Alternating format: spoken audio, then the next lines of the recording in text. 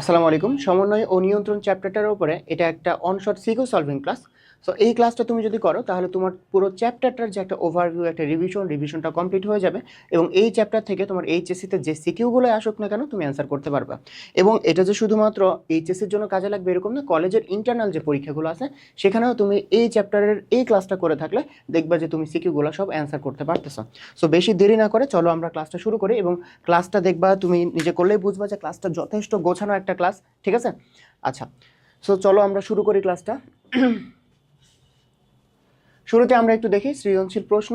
গত কয়েক বছর এই চ্যাপ্টারটা আসলে শর্ট সিলেবাসের মধ্যে ছিল না এবং এখান থেকে এই জন্য এইচএসসিতে তোমার সিকিউ আসে নাই। বাট আগে যখন শর্ট সিলেবাস ছিল না, ঠিক আছে, করোনা মহামারীর আগে 2019 সালে, 2018 সালে কিংবা তারও পূর্বে দেখো প্রত্যেক বছর কিন্তু এই চ্যাপ্টার থেকে একটা করে, এই চ্যাপ্টার থেকে অ্যাটলিস্ট একটা করে প্রশ্ন, অ্যাটলিস্ট একটা করে সিকিউ কিন্তু আসছে, ঠিক আছে? সো এটা একটা সিকিউয়ের জন্য গুরুত্বপূর্ণ চ্যাপ্টার। এবং এই চ্যাপ্টারটা যদি আমরা সিকিউয়ের জন্য ভাগ করি তাহলে কি কি টপিক আমরা পাই? ইম্পর্টেন্ট যে টপিকগুলো গ এবং ঘয়ের জন্য, বিশেষ করে গ এবং ঘয়ের জন্য যে টপিকগুলো সেগুলো আসলে কি? আচ্ছা দেখো, প্রথম হচ্ছে অন্তকর্ণের, আমরা হচ্ছে কর্ণ পড়ব, ঠিক আছে? তিনটে টপিক আমি বলে দিই, দেখো একটা হচ্ছে কর্ণ, তারপর হচ্ছে চোখ, দেন হচ্ছে হরমোন। এই তিনটা টপিক থেকে আসলে বেশি প্রশ্ন আসে, বুঝছো? এছাড়াও আমরা কিন্তু ক এবং খ সেগুলো কিন্তু পড়বো, ঠিক আছে? বাট শুরুতে আমরা ওই টপিকগুলো, ব্রড যে টপিকগুলো আছে টপিকগুলো পড়বো। আচ্ছা, শুরুর যে টপিকটা সেটা কি? সেটা হচ্ছে ইয়ার বা কর্ণ। এখন ইয়ার বা কর্ণের যে পার্ট কি কি আছে, একটা হচ্ছে অন্তকর্ণের গঠন, এখান থেকে আসে, ঠিক আছে? অন্তকর্ণের গঠন, এই প্রশ্নটা সব থেকে বেশি আসছে। সো এটা একটা 3 স্টার কোশ্চেন। এরপরে ইউট্রিকুলাসের গঠন, স্যাকুলাসের গঠন, সো এইগুলাও আসছে, ঠিক আছে? অন্তকর্ণের গঠন তো পুরাটা, ওর মধ্যে তো তোমার ইউট্রিকুলাস পড়তেছে, স্যাকুলাস পড়তেছে, বাট আলাদা করে ইউট্রিকুলাস এবং স্যাকুলাস এগুলো আসছে। বাট সব থেকে বেশি চান্স হচ্ছে অন্তকর্ণের গঠন এটা আসা, এবং তোমার কি শ্রবণ মেকানিজম আর ভারসাম্যের মেকানিজম, ঠিক আছে? সো তোমার যদি অন্তকর্ণের গঠন পড়ো তাহলে তো এই দুইটা প্রশ্ন হয়ে যাচ্ছেই, তাই না? এবং এই যে মেকানিজম, শ্রবণ অথবা ভারসাম্য, এই মেকানিজমটাও কিন্তু অনেক বেশি আসছে, ঠিক আছে? সো এবং আমি যে টপিকগুলো আমি বললাম, ঠিক আছে, এই চ্যাপ্টারে যে টপিকগুলো আছে তার মধ্যে কিন্তু সব থেকে ইম্পর্টেন্ট কোনটা জানো? ইম্পর্টেন্ট টপিক হচ্ছে কর্ণ বা ইয়ার। এবং কর্ণ বা ইয়ারেরও ইম্পর্টেন্ট পার্টগুলো কোনগুলো, ইম্পর্টেন্ট প্রশ্নগুলো কোনগুলো? এই যে এইটা আর এই লাস্টের এটা, ঠিক আছে? সো আমরা হচ্ছে এই যে অন্তকর্ণের গঠন এটা পড়ার আগে বহিকর্ণ, মধ্যকর্ণ এগুলো হালকা করে দেখে যাব, ঠিক আছে? যাতে আমরা রিলেট করতে পারি। কেন লাগবে? কারণ শ্রবণ মেকানিজম যখন আমরা দেখবো তখন কিন্তু ওই পার্টগুলো লাগবে, ঠিক আছে? সো আমরা অল্প অল্প করে দেখে যাব বহিকর্ণের গঠন, তারপর হচ্ছে মধ্যকর্ণের গঠন, এগুলো খুবই অল্প করে, সামান্য করে আমরা দেখবো, ঠিক আছে? আচ্ছা, সবার আগে বহিকর্ণের তিনটা অংশ। কয়টা অংশ? তিনটা। কি কি জানো? এই যে একটা, এই যে এটাকে বলা হয় পিনা, ঠিক আছে? পিনা। এরপরে এরপরে যে নালীর মতন যেখানে তুমি কটন বার দিয়ে যে অংশটা কানের পরিষ্কার করো, ঠিক আছে, এইটাই আর কি। এটার নাম কি? এটার নাম হচ্ছে কর্ণকুহর।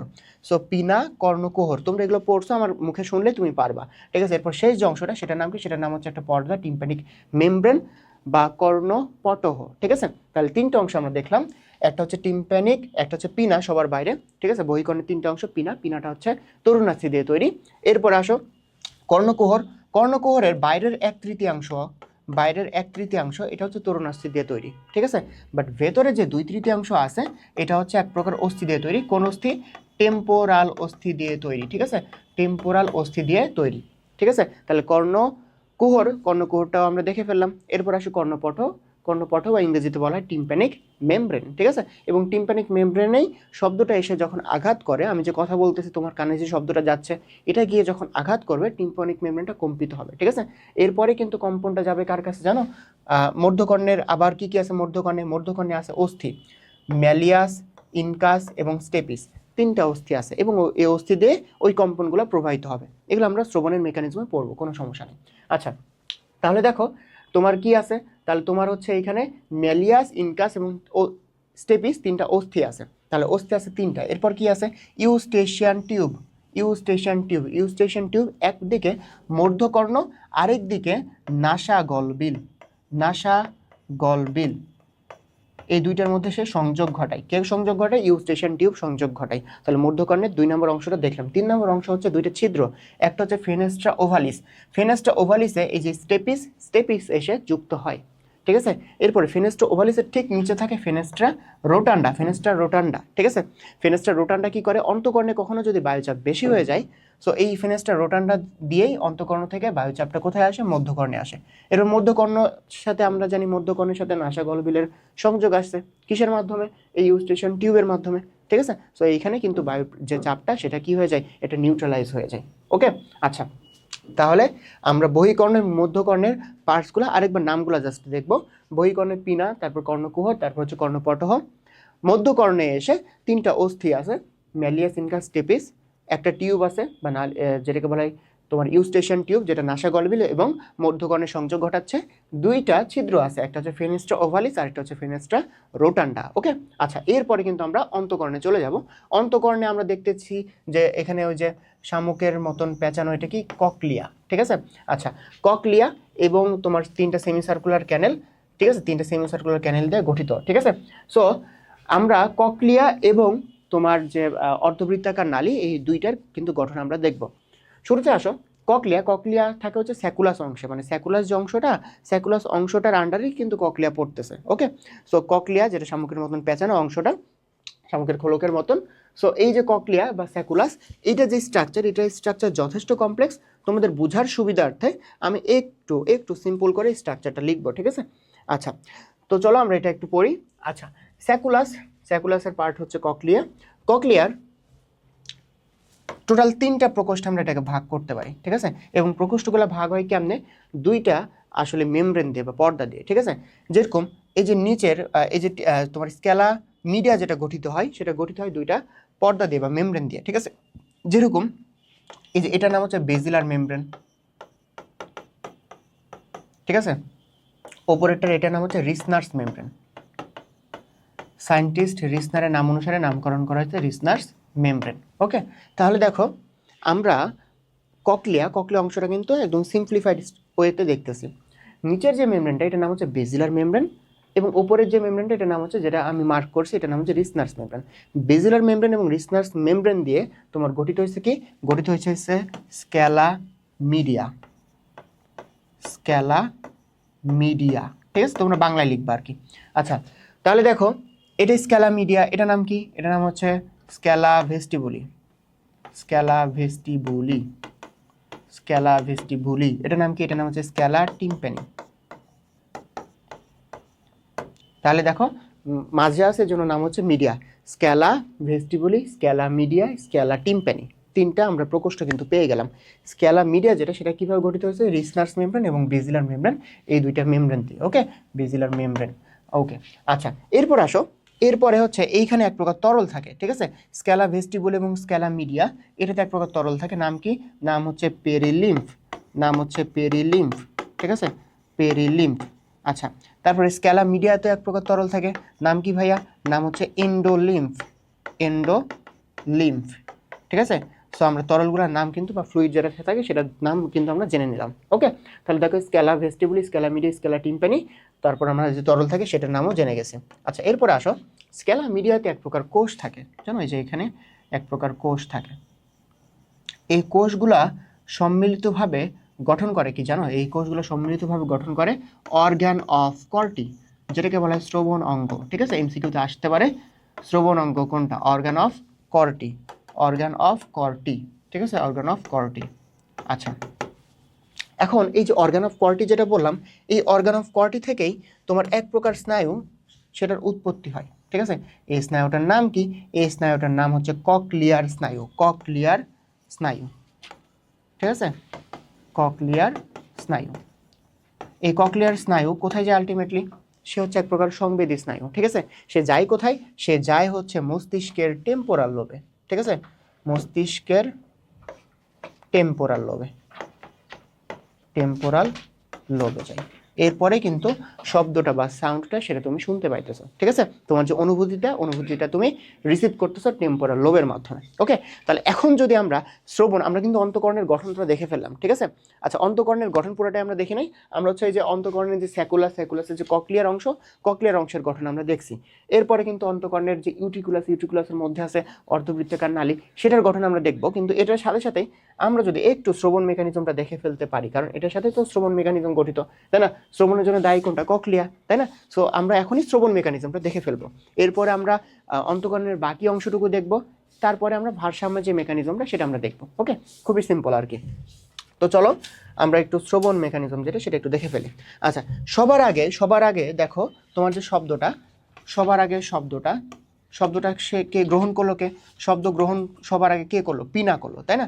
তো শব্দ গ্রহণ হলো পিনার মাধ্যমে সবার আগে। দেখো পিনা বহিকর্ণের পিনা এ একটা শব্দকে গ্রহণ করলো, এরপর পিনা থেকে কোথায় গেল? পিনা থেকে গেল হচ্ছে কর্ণকুহর, ঠিক আছে? কর্ণকুহর থেকে কোথায় গেল? কর্ণকুহর থেকে গেল কর্ণপটহ। ওকে, তাহলে দেখো সবার আগে পিনা, এরপর হচ্ছে কর্ণকুহর, তারপর হচ্ছে কর্ণপটহ। ওকে, আচ্ছা, এরপরে কোথায় গেল? এরপরে হচ্ছে তিনটা অস্থিগুলোর নাম কি? অস্থিগুলোর নাম হচ্ছে ম্যালিয়াস,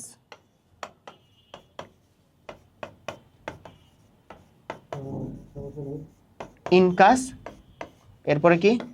ম্যালিয়াস ইনকাস, এরপরে হচ্ছে স্টেপিস, ঠিক আছে? আচ্ছা, ম্যালিয়াস ইনকাস স্টেপিস, এরপরে কোথায় যাবে বলো তো? এরপরে তোমার ফেনেস্ট্রা ওভালিস দিয়ে, ওই যে ছিদ্রে তোমার স্টেপিসটা যুক্ত ছিল, এটার মাধ্যমে কিন্তু প্রবেশ করবে কোথায়? এটার মাধ্যমে প্রবেশ করবে হচ্ছে ককলিয়াতে। ককলিয়ার প্রথমে কোথায় যাবে? ককলিয়ার প্রথমে যাবে হচ্ছে স্ক্যালা ভেস্টিবুলিতে, ঠিক আছে? প্রথমে আসলো কোথায়? প্রথমে আসলো হচ্ছে স্ক্যালা ভেস্টিবুলিতে, এরপরে কোথায় যাবে? স্ক্যালা মিডিয়াতে যাবে, এরপর কোথায় যাবে? স্ক্যালা টিম্প্যানিতে যাবে, ঠিক আছে? আচ্ছা, তার আগে আরেকটু জিনিস বলে রাখি, যে দেখো আমি কি বলছিলাম? আমি বলছিলাম যে এই যে কর্ণপটহ বা টিম্প্যানিক মেমব্রেন, এইখানে এসে শব্দটা যখন বাড়ি লাগে তখন কম্পনটা তৈরি হয়, বুঝছো? তার মানে দেখো এই যে পিনা, কর্ণকুহর, এখানে কিন্তু শব্দটাই প্রবাহিত হচ্ছে। এরপর যখন কর্ণপটহতে গেছে, এইখানে শব্দ শক্তিটা তরঙ্গতে রূপান্তরিত হয়েছে, ঠিক আছে? ওই তরঙ্গটা বা ওই কম্পনটা রিসিভ করছে কে? ম্যালিয়াস। কারণ একটা ঢোলে যখন বাড়ি দেয়, দেখছো না, কেঁপে ওঠে। সো এরকমই যে কর্ণপটহতে যখন এসে শব্দটা আঘাত করলো, তখন ওই কর্ণপটহটা কেঁপে উঠলো। যখন কেঁপে উঠলো, ওই কম্পনটা গ্রহণ করলো কে? ম্যালিয়াস। তারপর গেল কোথায়? ইনকাস। তারপর গেল কোথায়? স্টেপিস। কম্পনটা কিন্তু যাচ্ছে, খেয়াল রাখো, কম্পনটা যাচ্ছে। ওকে, আচ্ছা, এরপরে যাবে কোথায়? স্ক্যালা ভেস্টিবুলিতে, তারপর স্ক্যালা মিডিয়াতে, তারপর স্ক্যালা টিম্প্যানিতে, সিরিয়ালি যাচ্ছে, তাই না? এখন তুমি দেখো স্ক্যালা টিম্প্যানি, এইখানে আর কোনো কি যাওয়ার রাস্তা আছে? আবদ্ধ তো, তাই না? যাওয়ার কোনো রাস্তা নাই। এই জন্য এইখানে বাড়ি খেয়ে আবার ব্যাক করে কোথায় যাবে? এই যে তোমার স্ক্যালা মিডিয়ার যে নিচের যে পর্দা আছে, বেসিলার মেমব্রেন, এখানে যাবে। এখানে দেখো, এখানে কি আছে? অর্গান অফ কর্টি আছে। সো অর্গান অফ কর্টিতে যখন সেই কম্পনটা আঘাত করবে, অর্গান অফ কর্টির কোষগুলা নড়ে উঠবে, ঠিক আছে? অর্গান অফ কর্টির যে কোষগুলা ওই কম্পনটা রিসিভ করবে, ঠিক আছে? রিসিভ করে কাকে দিয়ে দিবে? রিসিভ করে দিয়ে দেবে ককলিয়ার স্নায়ুকে। ককলিয়ার স্নায়ুটা ওই যে কম্পনটা, ঠিক আছে, বা ওই উদ্দীপনাটা কার কাছে নিয়ে যাবে? উদ্দীপনাটা নিয়ে যাবে টেম্পোরাল লোবের কাছে, যেটা আমাদের মস্তিষ্কে অবস্থিত। এবং কি হবে? এই যে আমরা যে শুনতেছি, শোনার যে অনুভূতিটা তৈরি করে দেবে, ঠিক আছে? তাহলে দেখো স্টেপিস থেকে কোথায় যাবে তাহলে? স্টেপিস থেকে যাবে হচ্ছে স্ক্যালা ভেস্টিবুলিতে, ঠিক আছে? স্টেপিস থেকে যাবে তোমার হচ্ছে স্ক্যালা ভেস্টিবুলি। তারপরে কোথায় যাবে? তারপর যাবে হচ্ছে স্ক্যালা মিডিয়া। তারপর কোথায় যাবে? যাবে হচ্ছে স্ক্যালা টিম্প্যানিতে, ঠিক আছে? স্ক্যালা টিম্প্যানি থেকে কোথায় যাবে? দেখো তো কই গেল? আচ্ছা, স্ক্যালা টিম্প্যানি, এরপরে এসে আবার বাড়ি খাচ্ছে কোথায়? অর্গান অফ কর্টিতে, ঠিক আছে? সো এই কম্পনটা যাবে কোথায়? অর্গান অফ কর্টি থেকে কোথায় যাবে? Organ of Corti. এটা গ্রহণ করবে কে? ককলিয়ার স্নায়ু, ঠিক আছে? ককলিয়ার স্নায়ু এটা গ্রহণ করবে, ঠিক আছে? ককলিয়ার স্নায়ু থেকে কোথায় যাবে? ককলিয়ার স্নায়ু থেকে যাবে হচ্ছে ওই যে টেম্পোরাল লোবে যাবে। ওকে, টেম্পোরাল লোব, যে ব্রেনের যে টেম্পোরাল লোব আছে, ওই টেম্পোরাল লোবে যাবে, এবং আমরা যে অনুভূতিটা আমরা গ্রহণ করতে পারবো। ওকে, আচ্ছা, এখন দেখো এইখানে পিনাটাকে কি করলো? আমাদের যে তুমি যদি একটু লিখে দিতে পারো এরকম, যে এনভায়রনমেন্ট থেকে বা চারপাশ থেকে শব্দটা প্রথমে গ্রহণ করে পিনা, ঠিক আছে? এখানে লিখে দিলা আর কি। এরপর হচ্ছে কর্ণপটহ, এরপরে এখানে কি তৈরি হলো? কম্পন তৈরি হলো। যে কম্পন, এখান থেকে কিন্তু কম্পনটা যাচ্ছে, ঠিক আছে? কম্পনটা ম্যালিয়াস ইনকাস স্টেপিস হয়ে পুরোপুরি যাচ্ছে। ওকে, এখন দেখো এইখানে আমরা স্ক্যালা ভেস্টিবুলি যখন লিখতেছি, স্ক্যালা ভেস্টিবুলিতে কি আছে? পেরিলিম্ফ আছে। স্ক্যালা টিম্প্যানি যখন লিখতেছি, স্ক্যালা টিম্প্যানিতে কি আছে? পেরিলিম্ফ আছে। তরলটা আছে, তাই না? এবং স্ক্যালা মিডিয়াতে কি আছে, এন্ডোলিম্ফ আছে, তরল আছে। সো তুমি যখন ওই প্রকোষ্ঠ লিখতেছো, প্রকোষ্ঠের জায়গায় কিন্তু তুমি কি লিখতে পারো, ওই তরলটা নামও লিখতে পারো, যেরকম স্ক্যালা ভেস্টিবুল, এখানে কি আছে, পেরিলিম্ফ আছে, ঠিক আছে? স্ক্যালা মিডিয়া, এখানে এক প্রকার তোমার তরল আছে, নাম কি, এন্ডোলিম্ফ। সো ব্র্যাকেটে যদি এই নামগুলো লিখে দাও না, তাহলে টিচার খুবই খুশি হয়ে যাবে আর কি। আর স্ক্যালা টিম্পানিতে কি আছে, এখানেও পেরিলিম্ফ আছে, ঠিক আছে? আচ্ছা, টেম্পোরাল লোবে যাবে যখন, এরপরে কি হবে, এরপরে হচ্ছে যে আমাদের শ্রবণ অনুভূতি তৈরি হয়ে যাবে, ঠিক আছে? শ্রবণ অনুভূতিটা এখানে এসে এরপর তৈরি হয়ে যাবে, ডান। সো খুবই ভালো হয় যদি শ্রবণ মেকানিজমটা আসে। শ্রবণ মেকানিজম আসলে ছোট্ট করে যদি এরকম একটা ফিগার এঁকে দিতে পারো, ঠিক আছে? এরপরে তুমি যদি এটা লিখো, এটা তুমি হচ্ছে সিরিয়ালি দেখাইলা, ঠিক আছে? এরপর ছোট্ট করে একটু এক্সপ্লেন করলা, কীরকম এক্সপ্লেন, যে পিনা শব্দটা গ্রহণ করলো, এরপরে কর্ণকুহর কর্ণপট হতে যখন বাড়ি খেলো, কম্পন তৈরি হলো, এরপর এদিক এই রাস্তা দিয়ে গেল, ঠিক আছে? এরপর তোমার অর্গান অফ কর্টিতে এসে আবার যখন বাড়ি খেলো কম্পনটা, তখন কি হলো, অর্গান অফ কর্টিতে এসে অর্গান অফ কর্টির যে কোষগুলো সেগুলো নড়ে উঠলো, ঠিক আছে? এই উদ্দীপনাটা গ্রহণ করলো কে, ককলিয়ার স্নায়ু, নিয়ে গেল কোথায়, টেম্পোরাল লোবের পর শ্রবণ অনুভূতিটা আমরা গ্রহণ করতে পারতেছি। সো তোমার অ্যান্সার করার উপায়টা কি, ছোট করে একটু ফিগারটা আঁকাবা, এরপরে হচ্ছে এই ইয়াটা দেখাবা, এই যে তোমার হচ্ছে এই সিরিয়ালটা দেখাবা, ঠিক আছে? এরপর ছোট্ট করে একটু আলোচনা করবা, ঠিক আছে?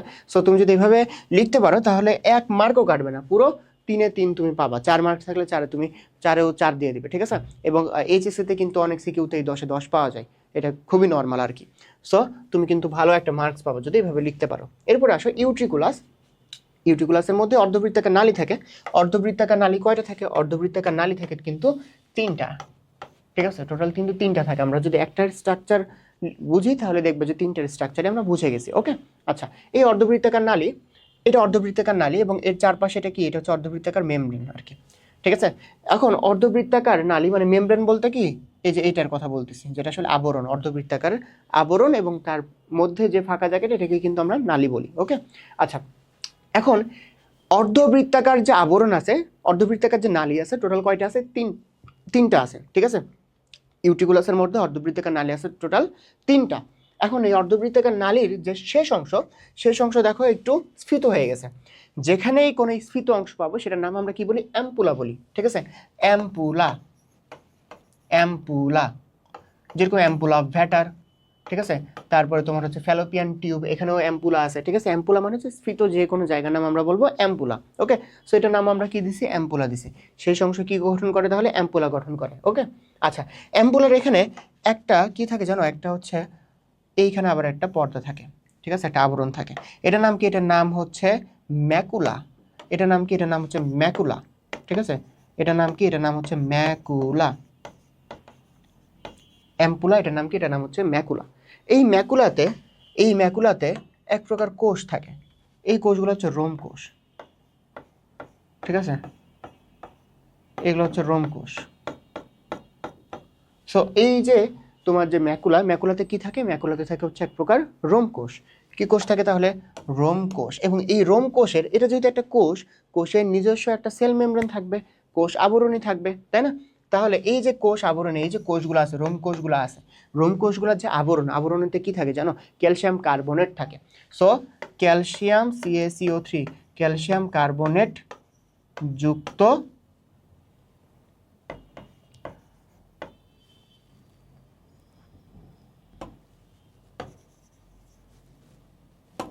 ক্যালসিয়াম কার্বনেট সমৃদ্ধ, ঠিক আছে?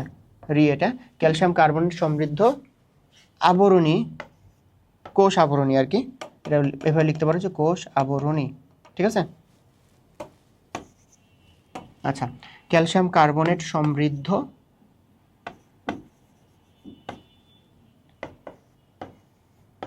কোষ আবরণী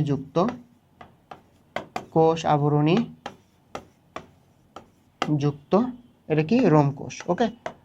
রোম কোষ। আচ্ছা, এই যে তোমার ক্যালসিয়াম কার্বনেট সমৃদ্ধ আর কি, এটাকে কি বলে, এটাকে এই যে তার যে কোষ আবরণ আছে এই আবরণটার একটা স্পেশাল নাম আছে, অটোলিথিক মেমব্রেন, অটোলিথিক মেমব্রেন, এবং সবগুলো অটোলিথিক মেমব্রেন মিলেই তৈরি করে অটোকনিয়াম। ওকে, তাহলে দেখো এই যে প্রত্যেকটা রোম কোষ, এই প্রত্যেকটা রোম কোষের যে কোষ আবরণী, নিজস্ব যে কোষ আবরণী, সেটা ক্যালসিয়াম কার্বনেট সমৃদ্ধ। ক্যালসিয়াম কার্বনেট সমৃদ্ধ যেহেতু, এই জন্য ওটার একটা স্পেশাল নাম আছে ওই আবরণীর, কি নাম? Otolithic membrane. এবং এই সবগুলা রোম কোষের অটোলিথিক মেমব্রেন যুক্ত হয়ে তৈরি করে কি? অটোকনিয়াম, অটোকনিয়াম। ওকে, আমি মুখে এগুলো বলতেছি আর কি। সো এখানে আরো দুইটা টার্ম আমরা দেখলাম, একটা হচ্ছে অটোলিথিক মেমব্রেন, অটোলিথিক মেমব্রেন, এগুলো মিলে তৈরি করে হচ্ছে অটোকনিয়াম। ওকে, অটোকনিয়াম। আচ্ছা, এরপরে আসো, এই যে তোমার হচ্ছে ক্যালসিয়াম কার্বনেট যুক্ত না, ক্যালসিয়াম কার্বনেট গুলো মিলে একটা স্তূপ তৈরি করে, বুঝছো? সবগুলো ক্যালসিয়াম কার্বনেট গুলো মিলে স্তূপ তৈরি করে। স্তূপের নাম কি? স্তূপের নাম হচ্ছে কুপুলা, কুপুলা। ওকে, ক্যালসিয়াম কার্বনেট যুক্ত যে স্তূপ, ওই স্তূপের নাম হচ্ছে কুপুলা। ওকে, আচ্ছা, তাহলে এখন আমরা এই যে মেকানিজমটা, ভারসাম্য রক্ষার যে মেকানিজম, সেটা আমরা একটু দেখে ফেলবো। তাহলে দেখো, অন্তঃকর্ণের যে সেমিসার্কুলার নালী, এটা সেমিসার্কুলার যে ক্যানেল আছে, ঠিক আছে, অর্ধবৃত্তাকার নালী আছে তিনটা, তার একটা স্ট্রাকচার দেখলাম। শেষ অংশে এসে সে কি গঠন করে? ফুলে যায়, স্ফীত হয়ে যায়, নাম দিছি আমরা অ্যাম্পুলা। ঠিক আছে, অ্যাম্পুলাতে একটা মেমব্রেন থাকে, নাম হচ্ছে ম্যাকুলা। ম্যাকুলাতে হচ্ছে ক্যালসিয়াম কার্বনেট সমৃদ্ধ কোষ আবরণীযুক্ত রোমকোষ থাকে। ওই রোমকোষের নিজস্ব যে মেমব্রেন, ঠিক আছে, সেটাকে আমরা বলি অটোলিথিক মেমব্রেন বা কোষ আবরণ, যেটা আর কি। অটোলিথিক মেমব্রেনগুলো মিলে তৈরি করে অটোকনিয়াম, এবং ক্যালসিয়াম কার্বনেটের যে স্তূপ, সেটাকে আমরা বলি কুপুলা। ঠিক আছে, আচ্ছা, আর এখানে কি থাকে? এখানে থাকে হচ্ছে ভেস্টিবুলার স্নায়ু। এখানে থাকে হচ্ছে তোমার ভেস্টিবুলার স্নায়ু, বুঝছো? ভেস্টিবুলার স্নায়ু। এবং তোমার যে ভারসাম্য মেনটেন করার কাজ, সেটা কে করে জানো? সেরেবেলাম করে, সেরেবেলাম করে, মস্তিষ্কের সেরেবেলাম অংশটা করে। ঠিক আছে, সো এটা কি? এটা হচ্ছে তোমার ভেস্টিবুলার স্নায়ু। ভেস্টিবুলো ককলিয়ার যে স্নায়ু, এটার দুইটা অংশ, ককলিয়ার স্নায়ু আর একটা হচ্ছে ভেস্টিবুলার স্নায়ু। ওকে, সেটা হচ্ছে ভেস্টিবুলার স্নায়ু গেল।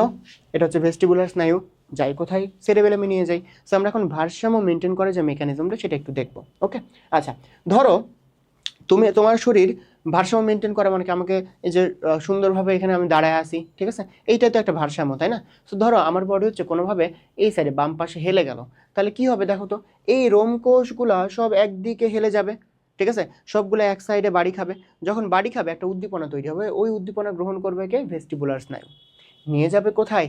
সেরেবেলামে নিয়ে যাবে। ঠিক আছে, সেরেবেলামে নিয়ে গিয়ে এরপর সেরেবেলাম কি করবে জানো? সেরেবেলাম হচ্ছে আমার শরীরের, এই যে আমি বাম পাশে লেগেছি না, তো ডান পাশের পেশিগুলার সংকোচন করবে। সংকোচন যখন করবে, আমি সোজা হয়ে যাব। আবার দেখো, আমি যদি এবার ডান পাশে হেলে যাই, তখন কি হবে? এই সবগুলো রোমকোষ ডান পাশে হেলে যাবে। তখন এই রোমকোষগুলো যখন বাড়ি খাবে, কম্পন তৈরি হবে, উদ্দীপনা তৈরি হবে। আলটিমেটলি ওই উদ্দীপনাটা গ্রহণ করবে ভেস্টিবুলার স্নায়ু, যাবে কোথায়? সেরেবেলামে যাবে। এরপর সেরেবেলাম কি করবে? আমার শরীরের যে বাম পাশের অংশটা আছে, এই পাশে যে পেশিগুলো আছে, সেগুলোকে সংকোচন করবে, আমি সোজা হয়ে যাব। ঠিক আছে, এরপর সামনে আসলে, পেছনে আসলে, এভাবেও তোমার হচ্ছে এক প্রকার ভারসাম্য মেনটেন হইতেছে। সো দেখো, ডানে বামে যে ভারসাম্য মেনটেন করাটা, ডান এবং বামে, এটা মেনটেন করতেছে একটা ভেস্টিবুলার স্নায়ু। ঠিক আছে, সরি, একটা তোমার অর্ধবৃত্তাকার নালী। সো একটা অর্ধবৃত্তাকার নালী, এই যে ডানে বা বামে আমি যখন বেঁকে যাইতেছি, তখন এই ভারসাম্যটা মেনটেন করতেছে। আমি যখন সামনে বা পেছনে ঝুঁকে যাইতেছি, তখন আরেকটা যে তোমার অর্ধবৃত্তাকার নালী, সে এই ভারসাম্যটা মেনটেন করতেছে। একইভাবে রোমকোষগুলো একদিকে হেলে যায়, ঠিক আছে, কম্পন তৈরি হয়, সেটা হচ্ছে উদ্দীপনাটা গ্রহণ করে ভেস্টিবুলার স্নায়ু, নিয়ে যায় সেরেবেলামে। সেরেবেলাম আবার বিপরীত দিকের পেশিকে সংকোচন করে, ঠিক আছে, দিয়ে আমাকে হচ্ছে ভারসাম্যটা মেনটেন করতে সহায়তা করে। আচ্ছা, তাহলে সামনে পিছনে গেল, আর এটা হচ্ছে ওপর নিচে। সো এই যে থ্রি ডাইমেনশনালি, ডানে বামে সামনে পিছনে উপরে নিচে, এই থ্রি ডাইমেনশনালি আমাদের যে ভারসাম্য মেনটেন করতে সহায়তা করে কে? সহায়তা করে হচ্ছে তোমার তিনটা অর্ধবৃত্তাকার নালী, যেটা ইউট্রিকুলাসের অংশ। ঠিক আছে, সো তোমাদের যে কান, কর্ণ বা ইয়ার, এখান থেকে তোমাদের প্রশ্ন যে অন্তঃকর্ণের গঠন, ঠিক আছে, অন্তঃকর্ণের গঠন প্রথমে আমরা আলোচনা করছি, স্যাকুলাস এবং ইউট্রিকুলাস। এরপরে তোমার কি? এরপরে তোমার হচ্ছে কীভাবে তুমি শব্দগুলো, মানে শব্দ তুমি শুনতেছো বা শ্রবণ যে মেকানিজম আছে, সেটাও আলোচনা করছি। এরপরে হচ্ছে ভারসাম্য রক্ষার যে মেকানিজম, সেটাও আমরা আলোচনা করলাম। ওকে, আচ্ছা, এটা এভাবে লিখবা যে কোনো এক পাশে শরীর যখন ডান পাশে বেঁকে যায়, ঠিক আছে, এভাবে তীর চিহ্ন দিয়ে দিয়ে লিখবা। এরপর রোমকোষগুলা একদিকে বা ডান দিকে বেঁকে যায়, ঠিক আছে, তখন এই উদ্দীপনাটা গ্রহণ করে ভেস্টিবুলার স্নায়ু, যায় হচ্ছে সেরিবেলামে। ঠিক আছে, এরপর সেরিবেলাম বিপরীত দিকের পেশিকে সংকোচন করে শরীর ভারসাম্য মেনটেন হয়, ঠিক আছে, বা ভারসাম্য রক্ষা করে, ঠিক আছে, এইভাবে লিখবা আর কি।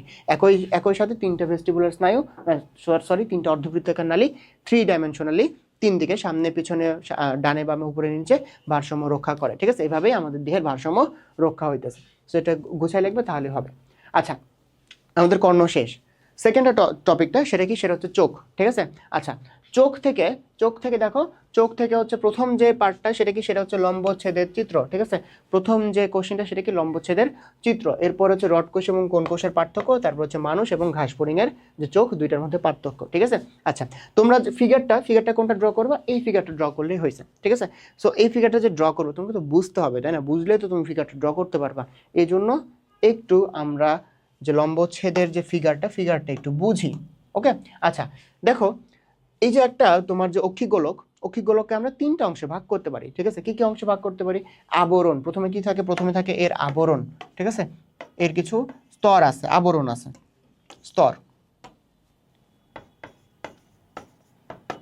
স্তর আছে, ওকে।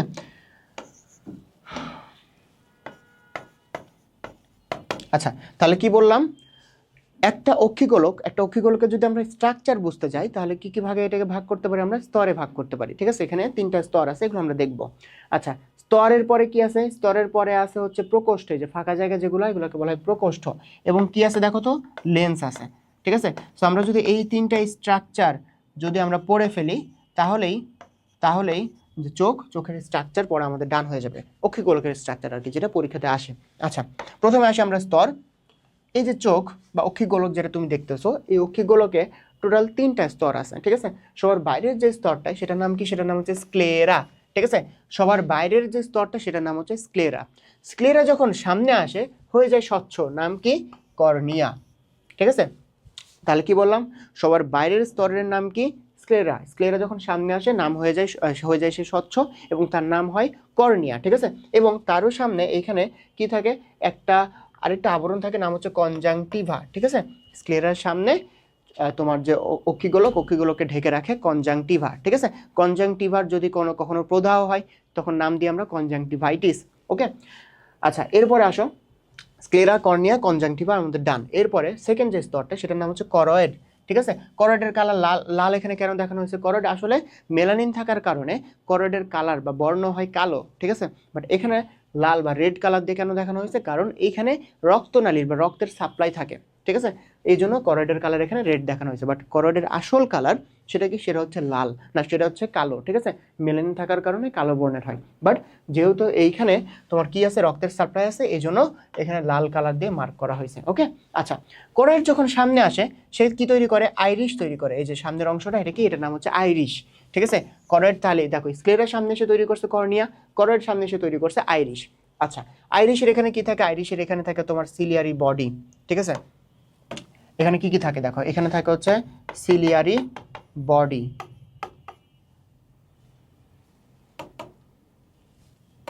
এখানে থাকে সিলিয়ারি বডি, ঠিক আছে। আচ্ছা, সিলিয়ারি বডিতে কি থাকে, সিলিয়ারি বডিতে থাকে সিলিয়ারি পেশি, ঠিক আছে। আরেক প্রকার এখানে পেশি থাকে, সেটার নাম কি, সেটার নাম হচ্ছে আইরিশের পেশি, আইরিশের পেশি, আইরিশের পেশি, ঠিক আছে। আচ্ছা, আর কি থাকে, এখানে থাকে হচ্ছে সাসপেন্সরি লিগামেন্ট, ঠিক আছে।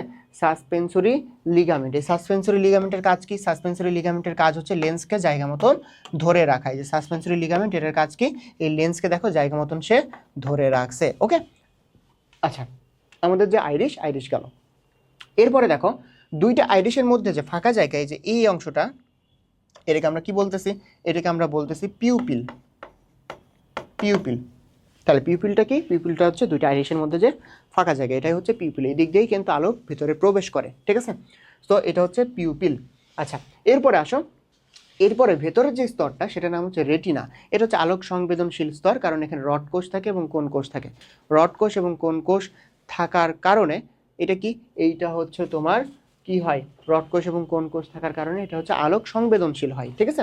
আচ্ছা, এখন আমরা রেটিনা, যেটা রেটিনার 2টা অংশের নিয়ে আমরা পড়বো, যেটা খুবই ইম্পর্টেন্ট। প্রথম যে অংশটা সেটা হচ্ছে অপটিক নার্ভ, যেখানে এসে যুক্ত হয় এটা হচ্ছে অন্ধবিন্দু, ঠিক আছে।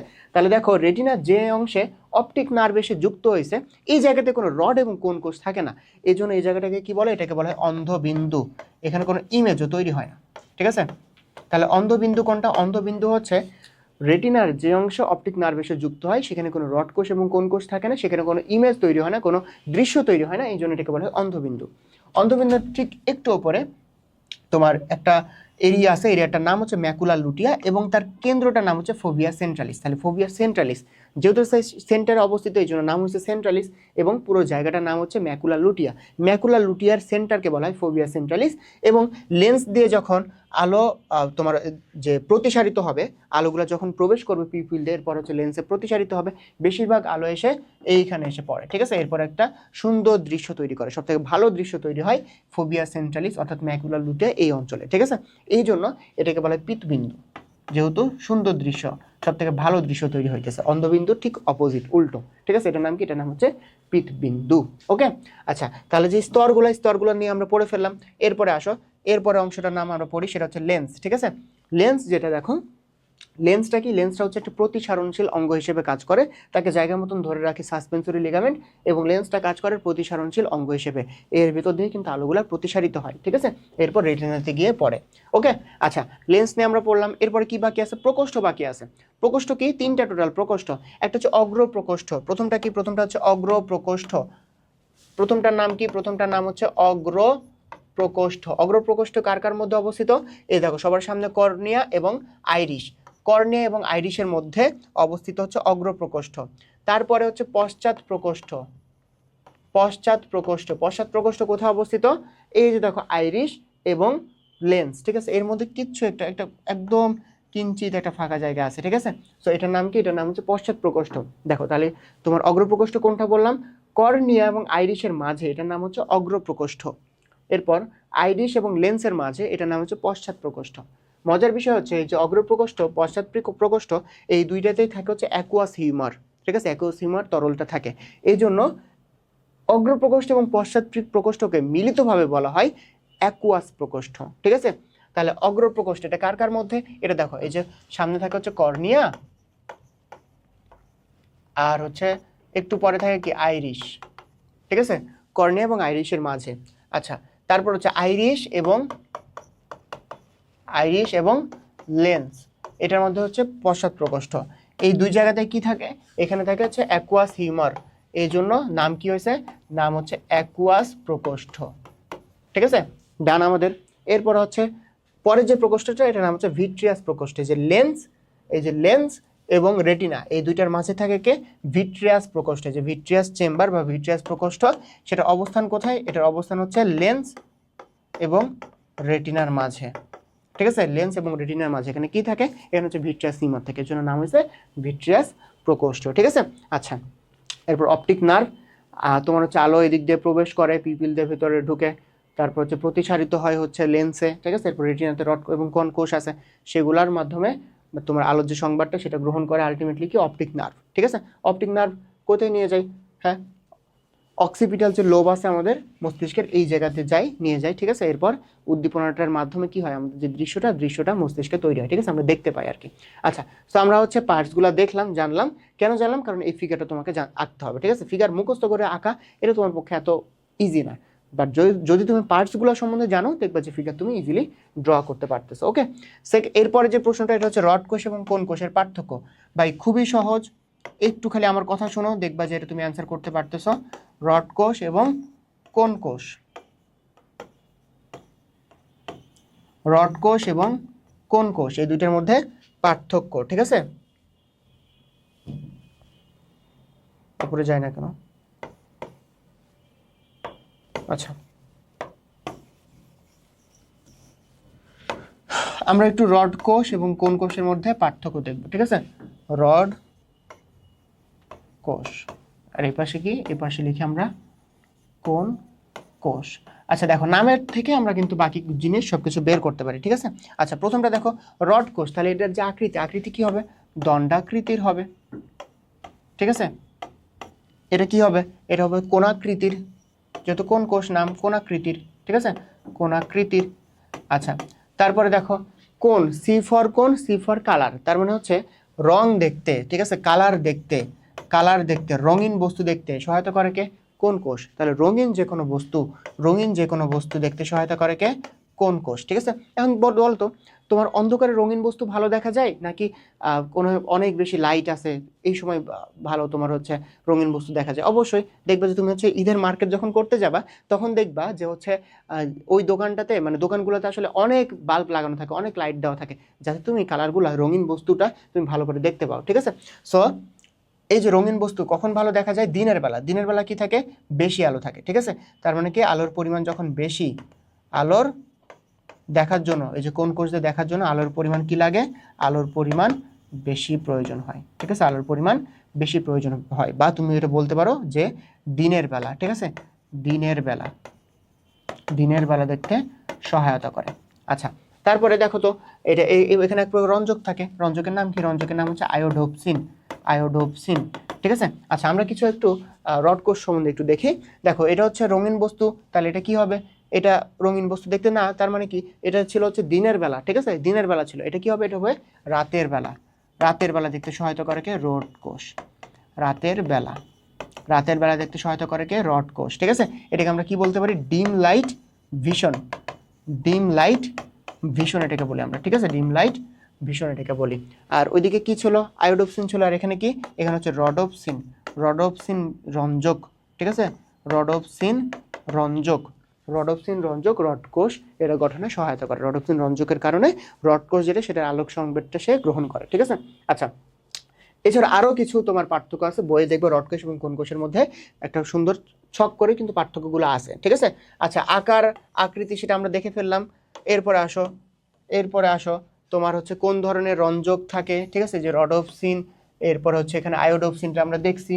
তারপর হচ্ছে সংখ্যাটা, সংখ্যাটা যদি ওখানে দেখে নেই, দেখো এটা প্রায় 12 কোটি থাকে, আর এখানে হচ্ছে 70 লাখ থাকে, 60 থেকে 70 লাখ। ঠিক আছে, ওটার সংখ্যাটা কিন্তু কম কোন কোষের, এবং কোন কোষটা আলোর প্রতি কম সংবেদনশীল।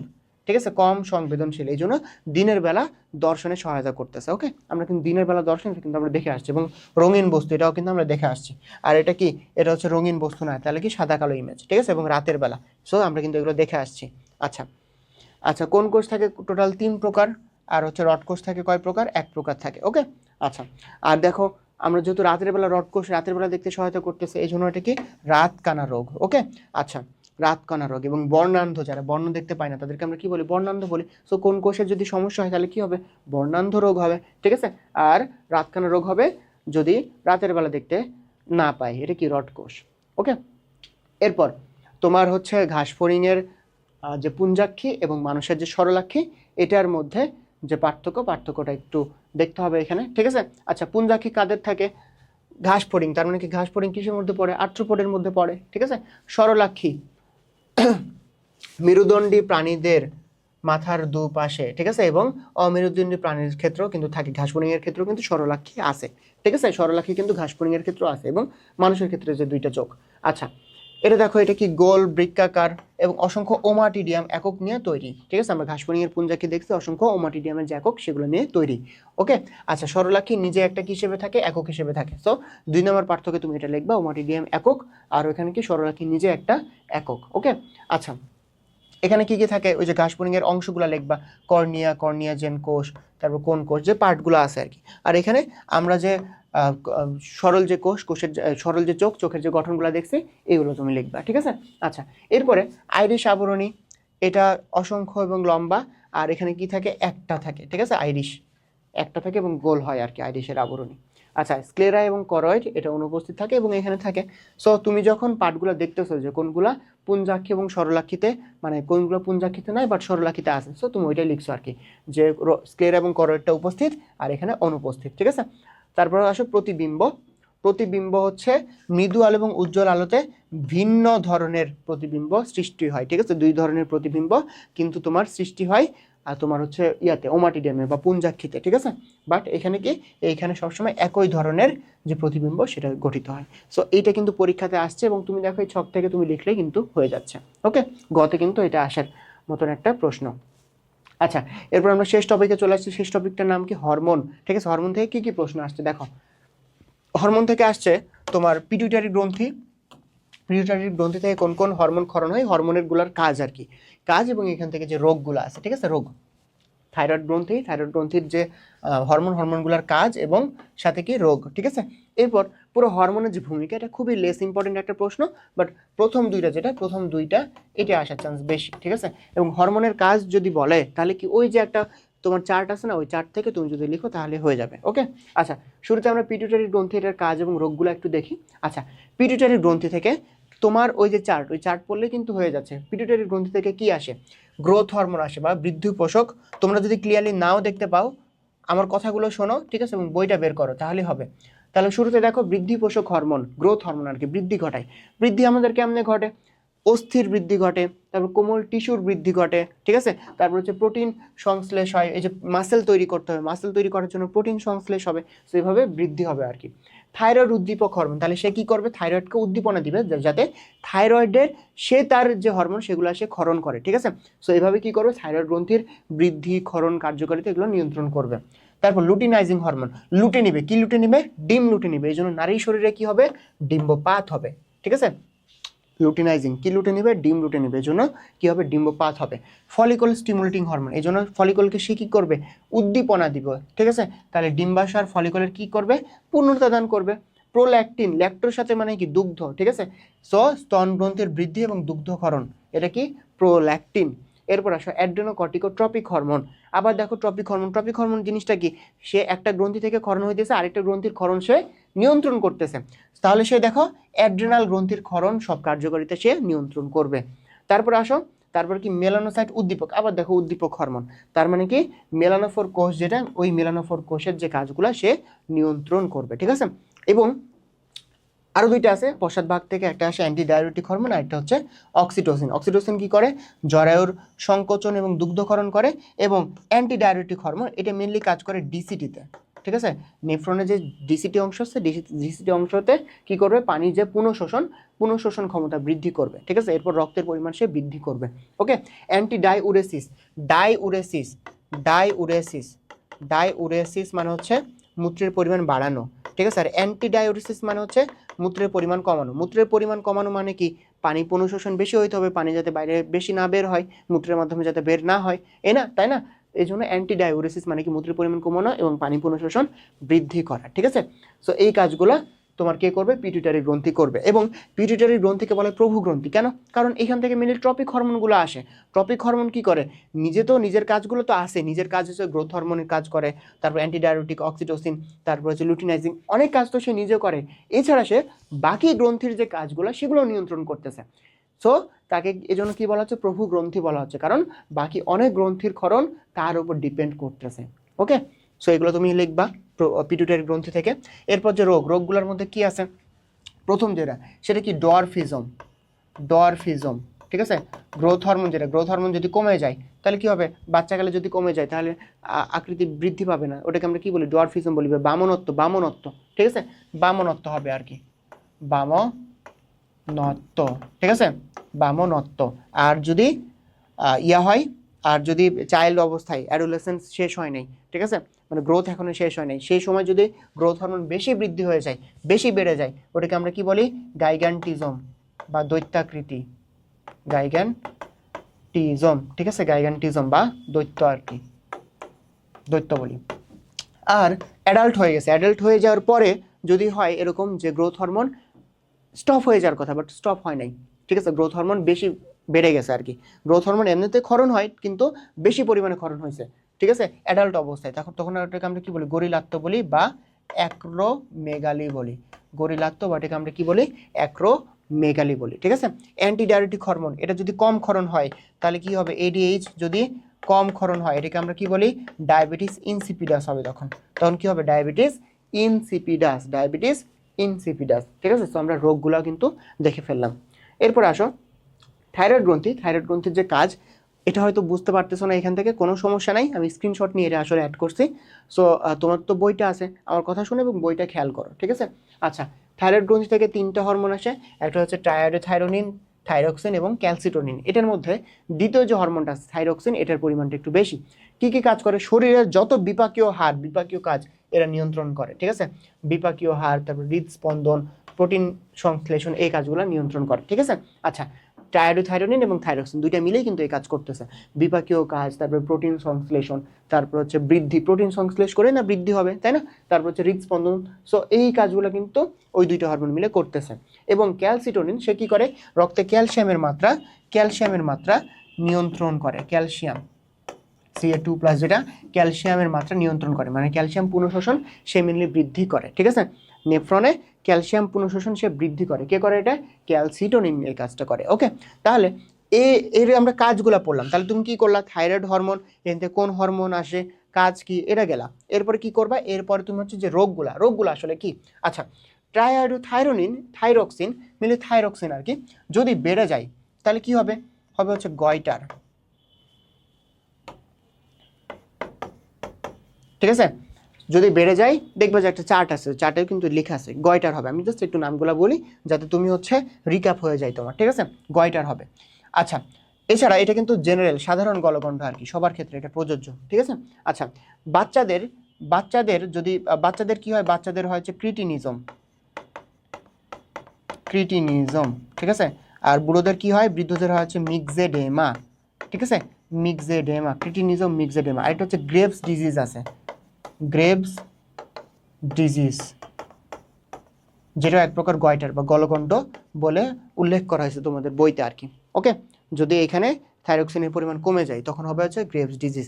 সো দেখো এই কয়টা নাম, গয়টার, তারপর হচ্ছে ক্রিটিনিজম, মিক্সেডেমা, গ্রেভস ডিজিজ, এই কয়টা যদি তুমি হচ্ছে নাম লিখো তাহলেই ভালো আর কি, ঠিক আছে? আচ্ছা, এটা কিন্তু গেল থাইরক্সিনের জন্য। আরেকটা দেখো ক্যালসিটোনিন আছে। সো ক্যালসিটোনিন যদি কমে যায় তাহলে ক্যালসিয়াম পুনঃশোষণ হবে না। ক্যালসিয়ামের কাজ কি? ক্যালসিয়ামের কাজ হচ্ছে তোমার যে অস্থির যে ক্যালসিয়াম, অস্থির ক্যালসিয়াম নিয়ে আসবে কে? এই যে ক্যালসিটোনিন নিয়ে আসবে, তাই না? তো আমাদের শরীরের যে অস্থি গঠন করতেই ক্যালসিয়াম লাগে। সো ক্যালসিয়াম যদি না থাকে তাহলে অস্থি ঠিক মতন গঠন হবে না, তাই না? অস্থি ক্ষয় হয়ে যাবে। সো ক্যালসিয়াম কিন্তু একটা গুরুত্বপূর্ণ কাজ করতেছে এই জন্য। তাহলে অস্থি গঠন, ঠিক আছে? সো অস্থি গঠনে ব্যাঘাত আসবে, অস্থি গঠনে ব্যাঘাত আসবে, ঠিক আছে? যদি ক্যালসিয়াম যদি কমে যায়। ওকে, আর কি হবে? আরেকটা হবে টিটানি। এটাকে আমরা কি বলি? টিটানি। ক্যালসিয়ামের মাত্রা কমে গেলে কি হবে? খিঁচুনি হবে, টিটানি হবে। তাহলে দেখো, ক্যালসিটোনিন কমে গেলে ক্যালসিয়ামের মাত্রা কমে যাচ্ছে, ক্যালসিয়ামের মাত্রা কমে গেলে তোমার কি হবে? খিঁচুনি হবে, যেটাকে আমরা বলি টিটানি, টয় রাশি, টয় জহলাকার, নয় রশ্মি, ঠিক আছে? টিটানি। ওকে, তাহলে এই গেল দুইটা, পিটুইটারি গ্রন্থি এবং থাইরয়েড গ্রন্থি, এই দুইটাই মিললে আসে পরীক্ষাতে। বাকিগুলো হালকা করে দেখে রাখবা, যদি হরমোনের কাজ দিয়ে দেয় আর কি। তো বাকি কয়েকটা হরমোনের তুমি নাম লিখবা, এরপর কাজ লিখবা, ঠিক আছে? আচ্ছা, এরপরে আসো, এরপরে ক্ষতে অন্তঃকরা গ্রন্থি এবং বহিঃকরা গ্রন্থি, এই দুটার মধ্যে পার্থক্য আসে, ঠিক আছে? অন্তঃকরা গ্রন্থি মানে কি? অন্তঃকরা তো নালীবিহীন, নালী নাই। আর বহিঃকরা গ্রন্থি মানে কি? বহিঃকরা হচ্ছে স্বনাল গ্রন্থি, তার মানে এটা নালীযুক্ত, ঠিক আছে? তাহলে বহিঃকরা গ্রন্থির অপনাম হচ্ছে স্বনাল গ্রন্থি, যেটা হচ্ছে নালীযুক্ত, আর অন্তঃকরা গ্রন্থি হচ্ছে নালীবিহীন গ্রন্থি, ঠিক আছে? আচ্ছা, বহিঃকরা গ্রন্থি যেটা, সেখান থেকে মেনলি কি আসে? এনজাইম আসে, রস আসে, জুস আসে, মানে যেগুলো আসে নালীর মাধ্যমে প্রবাহিত হয়, সেগুলো আসে কই থেকে? এনজাইমগুলো আসে কই থেকে? তোমার বহিঃকরা গ্রন্থি থেকে। আর হরমোন যেটা, সেটা আসে কই থেকে? সেটা আসে হচ্ছে অন্তঃকরা গ্রন্থি থেকে। এখন দেখো, যেহেতু নালী নাই তাহলে এটা কিসের মাধ্যমে প্রবাহিত হয়? রক্ত এবং লসিকার মাধ্যমে। আর এটা যেহেতু নালী আছে, নালীর মাধ্যমে প্রবাহিত হচ্ছে, ঠিক আছে? আচ্ছা, রক্ত এবং লসিকা দূরে নিয়ে যায়, সো হরমোন কোথায় যাবে? দূরবর্তী টার্গেটে যাবে। আর এটা নিকটবর্তী, নালী আর কতই বড় হবে, তাই না? নিকটে কাজ করবে। এরপরে উদাহরণটা বলছে আর কি। আচ্ছা, এরপর তোমাদের জন্য কয়ের কিছু সাজেশন, ঠিক আছে? একটু আমি বলি, দেখো, মেনিনজাস হচ্ছে স্নায়ুতন্ত্রের আবরণ। তারপর অন্ধবিন্দু আমরা ডিসকাশন করছি। উপযোজন জিনিসটা কি? উপযোজন জিনিসটা হচ্ছে তোমার যে বস্তু যেটা তুমি দেখতেছো, ঠিক আছে, ওইটার সাথে আমাদের চোখের যে দূরত্ব সেটা চেঞ্জ না করে, ঠিক আছে, দূরত্ব তুমি চেঞ্জ করতেছো না, বাট এই যে লেন্স আছে, লেন্সের বক্রতা এটা পরিবর্তন করার মাধ্যমে তুমি দৃশ্যটা ঠিকই ভালোভাবে দেখতেছো, ক্লিয়ারলি দেখতেছো। এটা হচ্ছে উপযোজন, ঠিক আছে? তোমার এবং তোমার যে বস্তু যেটা আছে, যেটা তুমি দেখবা, এটার মধ্যে যে ডিস্টেন্স, এটা তুমি পরিবর্তন করতেছো না, বাট লেন্সের বক্রতা পরিবর্তন করে তুমি দৃশ্যটা দেখতেছো, ঠিক আছে? এটা হচ্ছে উপযোজন। এরপর আসো সিবেসাস গ্রন্থি হচ্ছে তেল ক্ষরণ করার জন্য এক প্রকার গ্রন্থি, আমাদের ত্বকে থাকে, এবং সে কি করে? তেল ক্ষরণ করে, যেটা ব্যাকটেরিয়া থেকে আমাদেরকে বাঁচায়, ঠিক আছে? আমাদের স্কিনকে ব্যাকটেরিয়া থেকে বাঁচায়। তাহলে সেবাসাস গ্রন্থিটা কি? একটা তেল ক্ষরণ করার জন্য এক প্রকার গ্রন্থি, যেটা আমাদের কোথায় থাকে? ত্বকে থাকে। এরপর এর যে ক্ষরণ, এর ক্ষরণ থেকে কি হয়? ব্যাকটেরিয়াকে মানে কিল করার জন্য, ব্যাকটেরিয়াকে মারার জন্য এই যে গ্রন্থি, এই গ্রন্থিটার ক্ষরণটা ইউজ হয়, ঠিক আছে? আচ্ছা, এরপর আসো ব্যারো রিফ্লেক্স। ব্যারো রিফ্লেক্স জিনিসটা কি? ব্যারো রিফ্লেক্স হচ্ছে কেন্দ্রীয় স্নায়ুতন্ত্রের রক্তনালী এবং হৃৎপিণ্ড, ঠিক আছে, হৃৎপিণ্ডের মাধ্যমে যে রক্তচাপ নিয়ন্ত্রণ করে, রক্তচাপ নিয়ন্ত্রণের প্রক্রিয়াকে বলা হয় ব্যারো রিফ্লেক্স। ওকে, তাহলে তোমার কি রক্তনালী এবং হৃৎপিণ্ডের মাধ্যমে, রক্তনালী এবং হৃৎপিণ্ডের মাধ্যমে রক্তচাপ নিয়ন্ত্রণ করা কে করতেছে? এটা স্নায়ুতন্ত্র, কেন্দ্রীয় স্নায়ুতন্ত্র এটা করতেছে, ঠিক আছে? সো কেন্দ্রীয় স্নায়ুতন্ত্রের সাহায্যে রক্তনালী এবং হৃৎপিণ্ডের মাধ্যমে, ঠিক আছে, রক্তচাপ মেনটেন করার যে উপায় সেটাকে বলা হয় ব্যারো রিফ্লেক্স। করটিক স্নায়ুটা কি? 12 জোড়া করটিক স্নায়ু থেকে মস্তিষ্ক থেকে আসে, তাই না? হরমোনটা কি? হরমোন এক প্রকার জৈব রাসায়নিক পদার্থ, যেটা অন্তঃকরা গ্রন্থি থেকে আসে, এরপরে যে জৈবিক কাজগুলো আছে সেগুলোকে নিয়ন্ত্রণ করে, ঠিক আছে? আচ্ছা, সিনাপসটা কি? সিনাপস হচ্ছে দুইটা নিউরনের মধ্যে যে সংযোগ, সেই জায়গাটাকে বলা হয় সিনাপস, ঠিক আছে? স্নায়ুতন্ত্র, স্নায়ুতন্ত্রটা কি? ওই যে এক্টোডার্ম থেকে উৎপত্তি, ঠিক আছে? এবং যে তোমার যে যত কাজ আছে আর কি, কোঅর্ডিনেশন, কন্ট্রোল, ঠিক আছে, সমন্বয় এবং নিয়ন্ত্রণের জন্য যে কাজটা, যে সিস্টেমটা স্পেশালাইজড, সেই সিস্টেম বা সেই তন্ত্রটাকে কি বলে? স্নায়ুতন্ত্র বলে, ঠিক আছে? আচ্ছা, এরপরে গ্লসোফ্যারেঞ্জিয়াল একটা করটিক স্নায়ু। রেটিনা, রেটিনা হচ্ছে তোমার অক্ষিকোলকের সব থেকে ভেতরের স্তরটা, ঠিক আছে, যেটা হচ্ছে আলোক সংবেদনশীল স্তর। এরপর কনজাংটিভা, কনজাংটিভা হচ্ছে ওই যে যে আবরণের বা পর্দার কথা বলছিলাম, ঠিক আছে, কর্নিয়ার সামনে থাকে, এবং এটা যদি প্রদাহ হয়, সেই প্রদাহকে আমরা কি বলি? কনজাংটিভাইটিস বলি, ঠিক আছে? ইউস্টেশিয়ান নালীটা কি? ওই যে মধ্যকর্ণ এবং নাসাগলবিলের সংযোগ ঘটাইতেছে, অর্গান অফ কটি, এগুলো বলছি। 3টা অস্থির নাম, ইউট্রিকুলাস বলছি। অন্তঃকরা গ্রন্থিটা কি? ঠিক আছে, অনাল গ্রন্থি আর কি, অনাল গ্রন্থি বা নালীবিহীন যে গ্রন্থিটা আছে, যেখান থেকে হরমোন ক্ষরণ হয়। তারপর থাইরয়েড স্টিমুলেটিং হরমোন কই থেকে আসে? অগ্রপিটিউটারি গ্রন্থি থেকে আসে। এরপরে কি করে? থাইরয়েডের যে কাজগুলো সেগুলো কন্ট্রোল করে, নিয়ন্ত্রণ করে, ঠিক আছে? প্যারাথাইরয়েড থেকে আসে প্যারাথরমোন, লাস্টেটা প্যারাথরমোন কোন গ্রন্থি থেকে আসে? ওকে, আচ্ছা, এরপরে তোমার যে ক্ষয়ের যে প্রশ্নগুলো একটু আমি রিডিং দেই, দেখো। দ্বিনেত্র দৃষ্টি বলতে কি বোঝায়? দ্বিনেত্র দৃষ্টি, দ্বিনেত্র দৃষ্টি কাকে বলে? দ্বি মানে কি? দুই, নেত্র মানে কি? চোখ। এই যে দুইটা চোখ দিয়ে আমরা একই দৃশ্য যখন দেখতেছি, স্পষ্ট ইমেজ, স্পষ্ট দৃশ্য তৈরি হইতেছে, এটাকে বলা হয় দ্বিনেত্র দৃষ্টি, ঠিক আছে? উপযোজন বললাম একটু আগে। পিটুইটারি গ্রন্থিকে প্রভুর গ্রন্থি কেন বলা হয়? এগুলো ডিসকাস করছি। ট্রপিক হরমোনও ডিসকাস করছি। মিশ্র গ্রন্থি, যেরকম তোমার এই যে অগ্নাশয়, অগ্নাশয় এটাকে মিশ্র গ্রন্থি কেন বলা হয়? কারণ এখানে বহিঃকরা এবং অন্তঃকরা দুইটা গ্রন্থি আছে, ঠিক আছে? বহিঃকরা গ্রন্থি, এখান থেকে কি আসে? এনজাইমগুলো আসে, তাই না? তোমার যে পরিপাকের যে এনজাইমগুলো আসে, এবং আইলেটস অফ ল্যাঙ্গারহ্যান্স, এখান থেকে যে হরমোনগুলো আসে। এই জন্য তোমার মিশ্র গ্রন্থি কেন বলা হচ্ছে? কারণ অন্তঃকরা গ্রন্থি এবং বহিঃকরা গ্রন্থি দুইটা হিসেবে কাজ করতেছে, ঠিক আছে? এই জন্য এটাকে বলা হয় মিশ্র গ্রন্থি। মেনিনজাইটিস আলোচনা করছি। এরপরে লালা গ্রন্থি এই চ্যাপ্টারে নাই।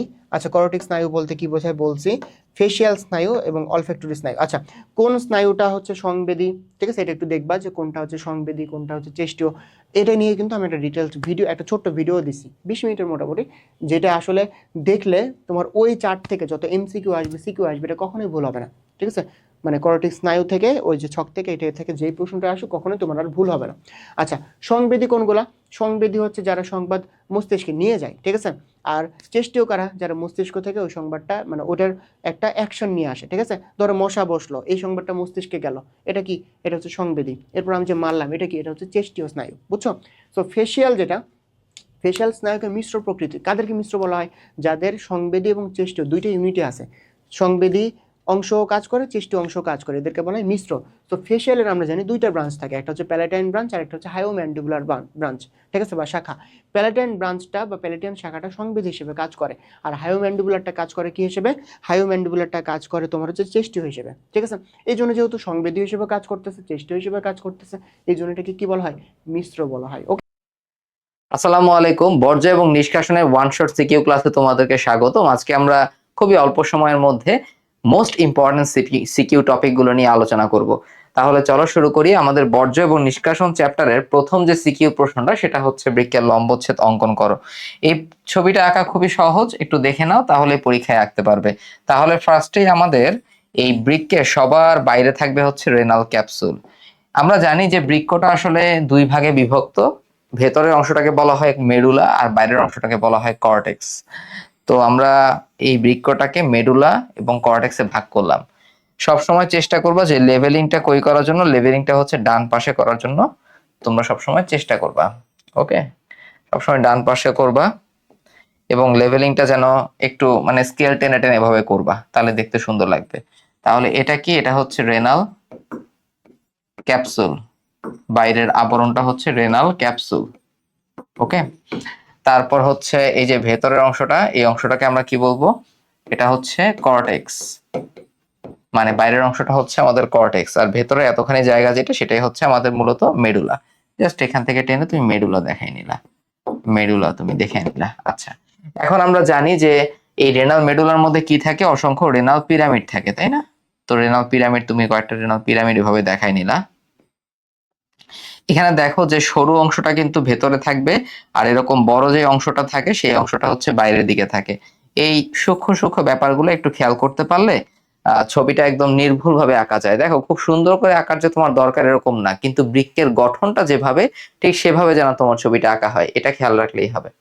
তো এই জিনিসগুলোকে কি বলবো, এটাকে বলবো আমরা রেনাল পিরামিড। এটা কি, এটা হচ্ছে রেনাল পিরামিড। ওকে, রেনাল পিরামিড আঁকার পরে আমরা জানি যে রেনাল পিরামিডের নিচের যে অঞ্চলটা, এটাকে বলা হয়ে থাকে প্যাপিলা। এটাকে কি বলা হয়, প্যাপিলা বলা হয়, প্যাপিলা বলা হয়ে থাকে। আচ্ছা, তারপরে দেখো আমাদের আমাদের এই যে এই অংশটা, এই অংশ থেকে কি তৈরি হয়, এভাবে হচ্ছে আমাদের পেলভিসটা তৈরি হয়। তাহলে এই যে বড় যে অংশটা তুমি দেখতে পাচ্ছ, এই অংশটাকে কি বলা হয়, রেনাল পেলভিস। রেনাল পেলভিস বলা হয়ে থাকে। আচ্ছা, আর এইটা হচ্ছে কি, এটা হচ্ছে ইউরেটার। ইউরেটার, ইউরেথ্রা না, কিন্তু এটা হচ্ছে ইউরেটার, মনে যেন থাকে। এবার দেখো এই যে পিরামিড, এই পিরামিডের মধ্যে তুমি একটা নেফ্রন দেখাইতে পারো, নেফ্রনটা দেখাইতে পারলে একটু ভালো হয়।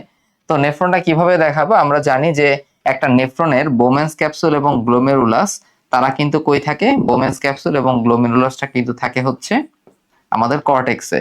তারপরে নিকটবর্তী পেঁচানো নালিকাও কিন্তু কর্টেক্সে থাকে। তারপর এটা হচ্ছে মেডুলাতে ঢুকবে, কোনটা, হেনলির লুপ। মেডুলাতে ঢুকে হেনলি লুপ, তারপরে হচ্ছে তারা এই কর্টেক্সে দূরবর্তী পেঁচানো নালিকা তৈরি করে। বুঝতে পারছো তো? বোমেন্স ক্যাপসুলার আর গ্লোমেরুলাসটা আমি কোথায় দেখালাম, আমি দেখালাম হচ্ছে কর্টেক্সে। সেখান থেকে নিকটবর্তী পেঁচানো নালিকা, এটাও কিন্তু কর্টেক্সে আছে। তারপরে হচ্ছে হেনলির লুপ, এই পুরোটা হচ্ছে হেনলির লুপ, এটা আছে কোথায়, এটা আছে হচ্ছে মেডুলার মধ্যে। তারপরে দূরবর্তী পেঁচানো নালিকা, সেটাও কিন্তু কর্টেক্সে অবস্থান করতেছে। ওকে, তারপরে সেখান থেকে তৈরি হবে হচ্ছে সংগ্রাহক নালী, আমরা জানি। তো এই সংগ্রাহক নালী কিন্তু কর্টেক্সেও থাকে, মেডুলাতেও থাকে। তাহলে এইভাবে তুমি একটু সূক্ষ্মভাবে একটা নেফ্রনটা দেখাইতে পারো, তাহলে ভালো। এই হচ্ছে আমাদের বৃক্কের লম্বচ্ছেদটা আমরা অঙ্কন করে ফেললাম।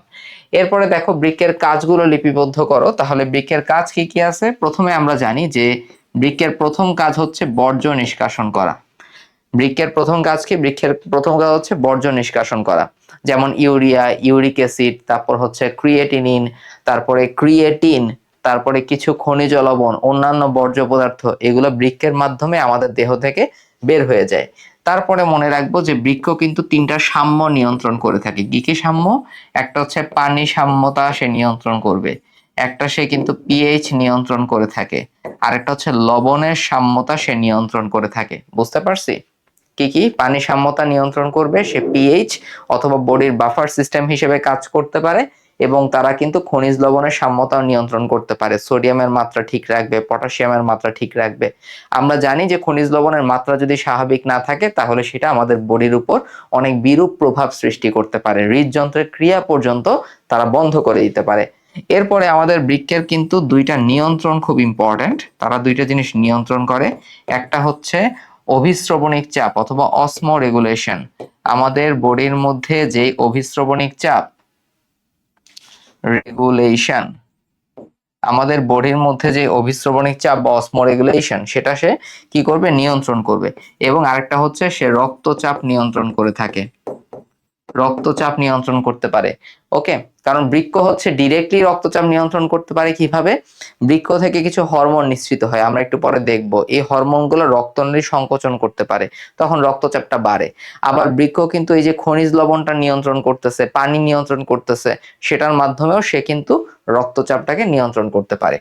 তারপরে দেখি বৃক্ক থেকে কিছু পদার্থ খরিত হয়। কি কি খরিত হয়? দুই টাইপের পদার্থ, একটা হচ্ছে এনজাইম খরিত হয় এবং আরেকটা হচ্ছে হরমোন খরিত হয়। এনজাইম আর একটা হচ্ছে হরমোন খরিত হয়। এখন কি কি হরমোন খরিত হয়? নাম্বার 1 মনে রাখতে হয় এরাইথ্রোপয়েটিন হরমোন। এরাইথ্রোপয়েটিন হরমোন আমরা জানি এরাইথ্রোপয়েটিন হরমোনের কাজ কি? এরাইথ্রোপোয়েসিস অথবা লোহিত রক্তকণিকা উৎপাদনে হেল্প করা। তারপরে হচ্ছে প্রোস্টাগ্ল্যান্ডিন। প্রোস্টাগ্ল্যান্ডিন এটাও একটা হরমোন, এই হরমোনটাও তারা ক্ষরণ করতে পারে। এবং আরেকটা হচ্ছে মনে রাখবো এনজিওটেনসিন। ওকে, এবার দেখো এনজাইম হিসেবে কোনটাকে ক্ষরণ করতে পারে? রেনিন এনজাইম তারা কিন্তু ক্ষরণ করতে পারে। এই কয়েকটা জিনিস খুব ইম্পর্টেন্টলি আমাদের মনে রাখতে হবে। ওকে, তাহলে আমরা কি কি পড়লাম? পড়লাম হচ্ছে বর্জ্য পড়লাম, তারপরে পড়লাম তারা কয়েকটা সাম্য নিয়ন্ত্রণ করে থাকে। একটা হচ্ছে পানি সাম্য, সে নিয়ন্ত্রণ করে, পিএইচ নিয়ন্ত্রণ করতে পারে, লবণ নিয়ন্ত্রণ করতে পারে, অসমোরেগুলেশন বা আমাদের রক্তের যে অভিস্রবণিক চাপ সেটা, এবং রক্তচাপ নিয়ন্ত্রণ করবে। ক্ষরণের মধ্যে এনজাইম ক্ষরণ করে, আবার কিছু হরমোন কিন্তু সে ক্ষরণ করে থাকে। এনজাইম ক্ষরণ করতে পারে, কিছু হরমোন সে ক্ষরণ করতে পারে। তারপরে দেখো তারা হচ্ছে আমাদের হাড় গঠনেও হেল্প করতে পারে। কিভাবে তারা হাড় গঠনে হেল্প করে? আমাদের যে বৃক্ক, সেই বৃক্কের মধ্যে যে ভিটামিন ডি থাকে, সেই ভিটামিন ডিটা অ্যাক্টিভ হয়। ভিটামিন ডি অ্যাক্টিভ হয় কোথায়? বৃক্কের মধ্যে। সেটাকে অ্যাক্টিভ করতে হেল্প করে কে? বৃক্ক। এবং বৃক্ক যে ভিটামিন ডি অ্যাক্টিভ করতে হেল্প করে, সেই ভিটামিন ডি কিন্তু ক্যালসিয়ামের শোষণে ভূমিকা রাখে। আর এই ক্যালসিয়ামটা কিন্তু আমাদের হাড় গঠনের জন্য খুবই জরুরি। এবং আরেকটা পয়েন্ট খুবই ইম্পর্টেন্টলি মনে রাখবা, সেটা হচ্ছে গ্লুকোনিওজেনেসিস।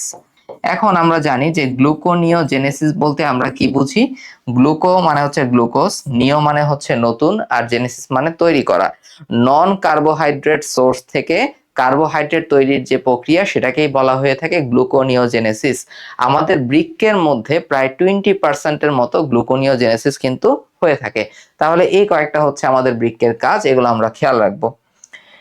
এরপরে হচ্ছে আমাদের নেফ্রনের চিহ্নিত চিত্র অঙ্কন করো। এটা অনেক সহজ। তো এই চিত্রটা আঁকার সময় তোমাদের ফার্স্টেই এই খাতাটাকে তুমি দুই ভাগে ভাগ করে নিবা।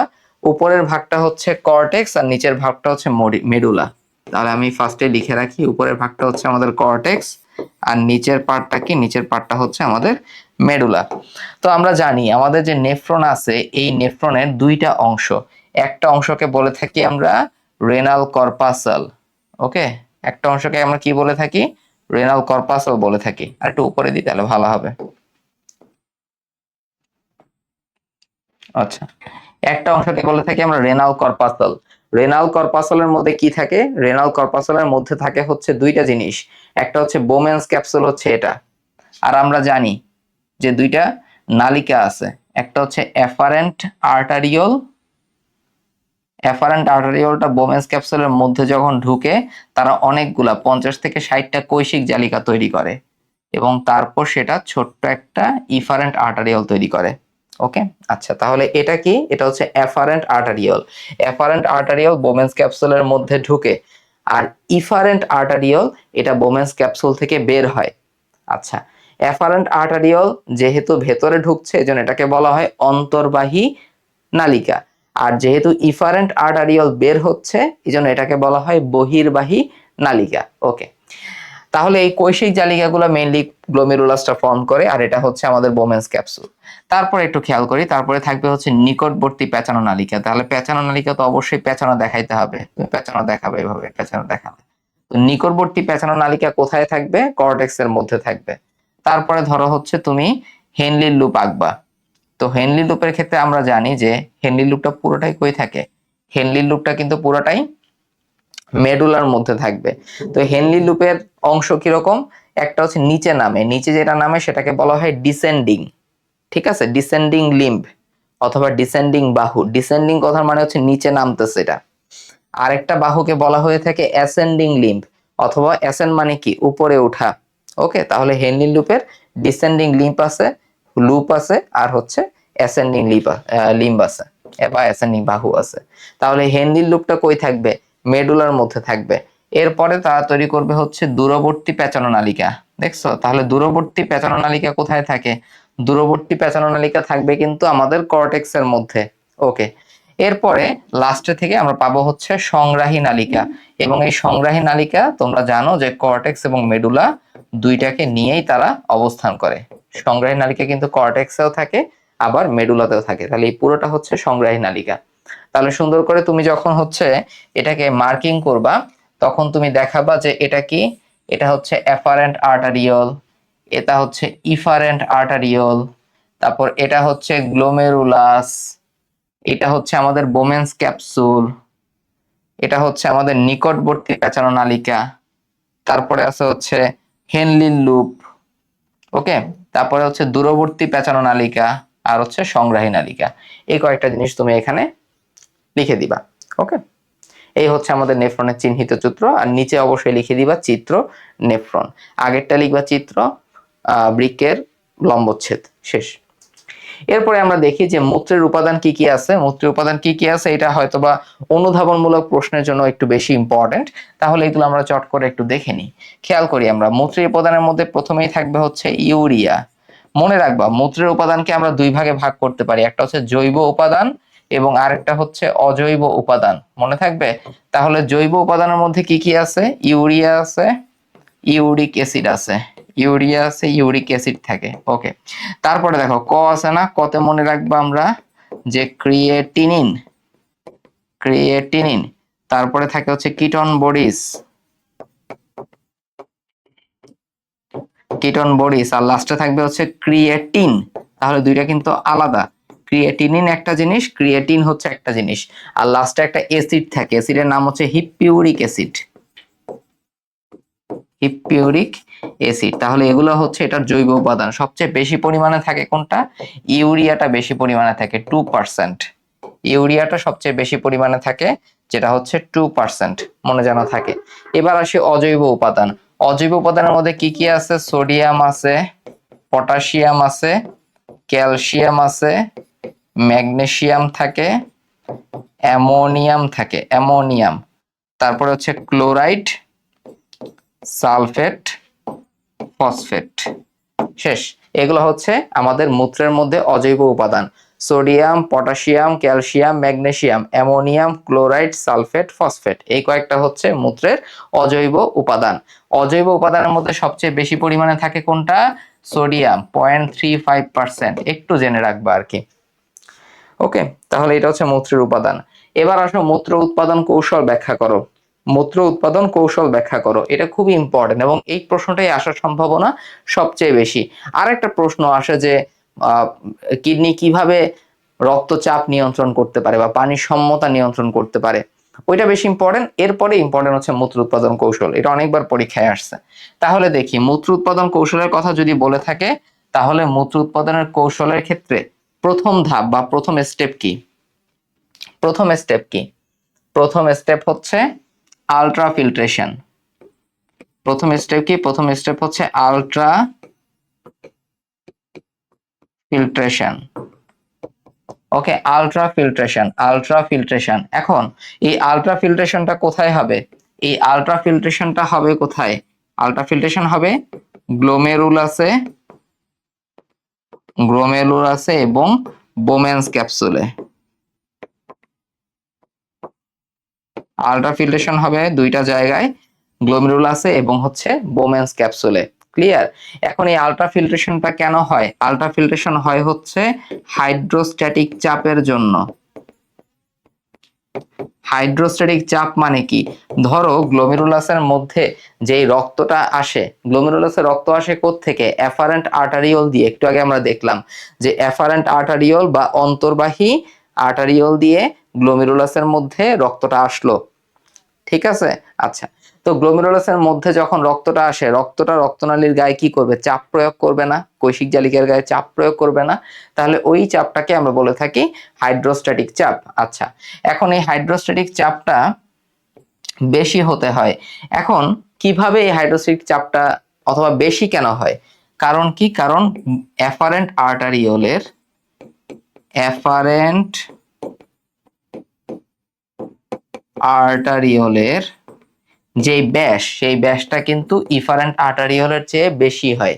ওকে, তাহলে এফারেন্ট আর্টারিওলের ব্যাসটা ইফারেন্ট আর্টারিওলের ব্যাসের চাইতে বেশি হওয়ার কারণে এখানে হাইড্রোস্ট্যাটিক চাপটা হচ্ছে বেশি থাকে, 1 নাম্বার কথা। 2 নাম্বার, কেন এই আলট্রাফিল্ট্রেশনটা হলো? কারণ এখানে একটা কার্যকর পরিস্রাবন চাপ সৃষ্টি হয়। কি চাপ সৃষ্টি হয়? কার্যকর পরিস্রাবন চাপ সৃষ্টি হয়। ওকে, এই প্রত্যেকটা কথা তোমার লিখতে হবে আলট্রাফিল্ট্রেশনের মধ্যে। এখন দেখো, এরপরে পরীক্ষায় প্রশ্ন আসতে পারে যে আলট্রাফিল্ট্রেশনের মধ্যে কয়টা স্তর থাকে? অবশ্যই 3টে স্তর থাকে। কি কি?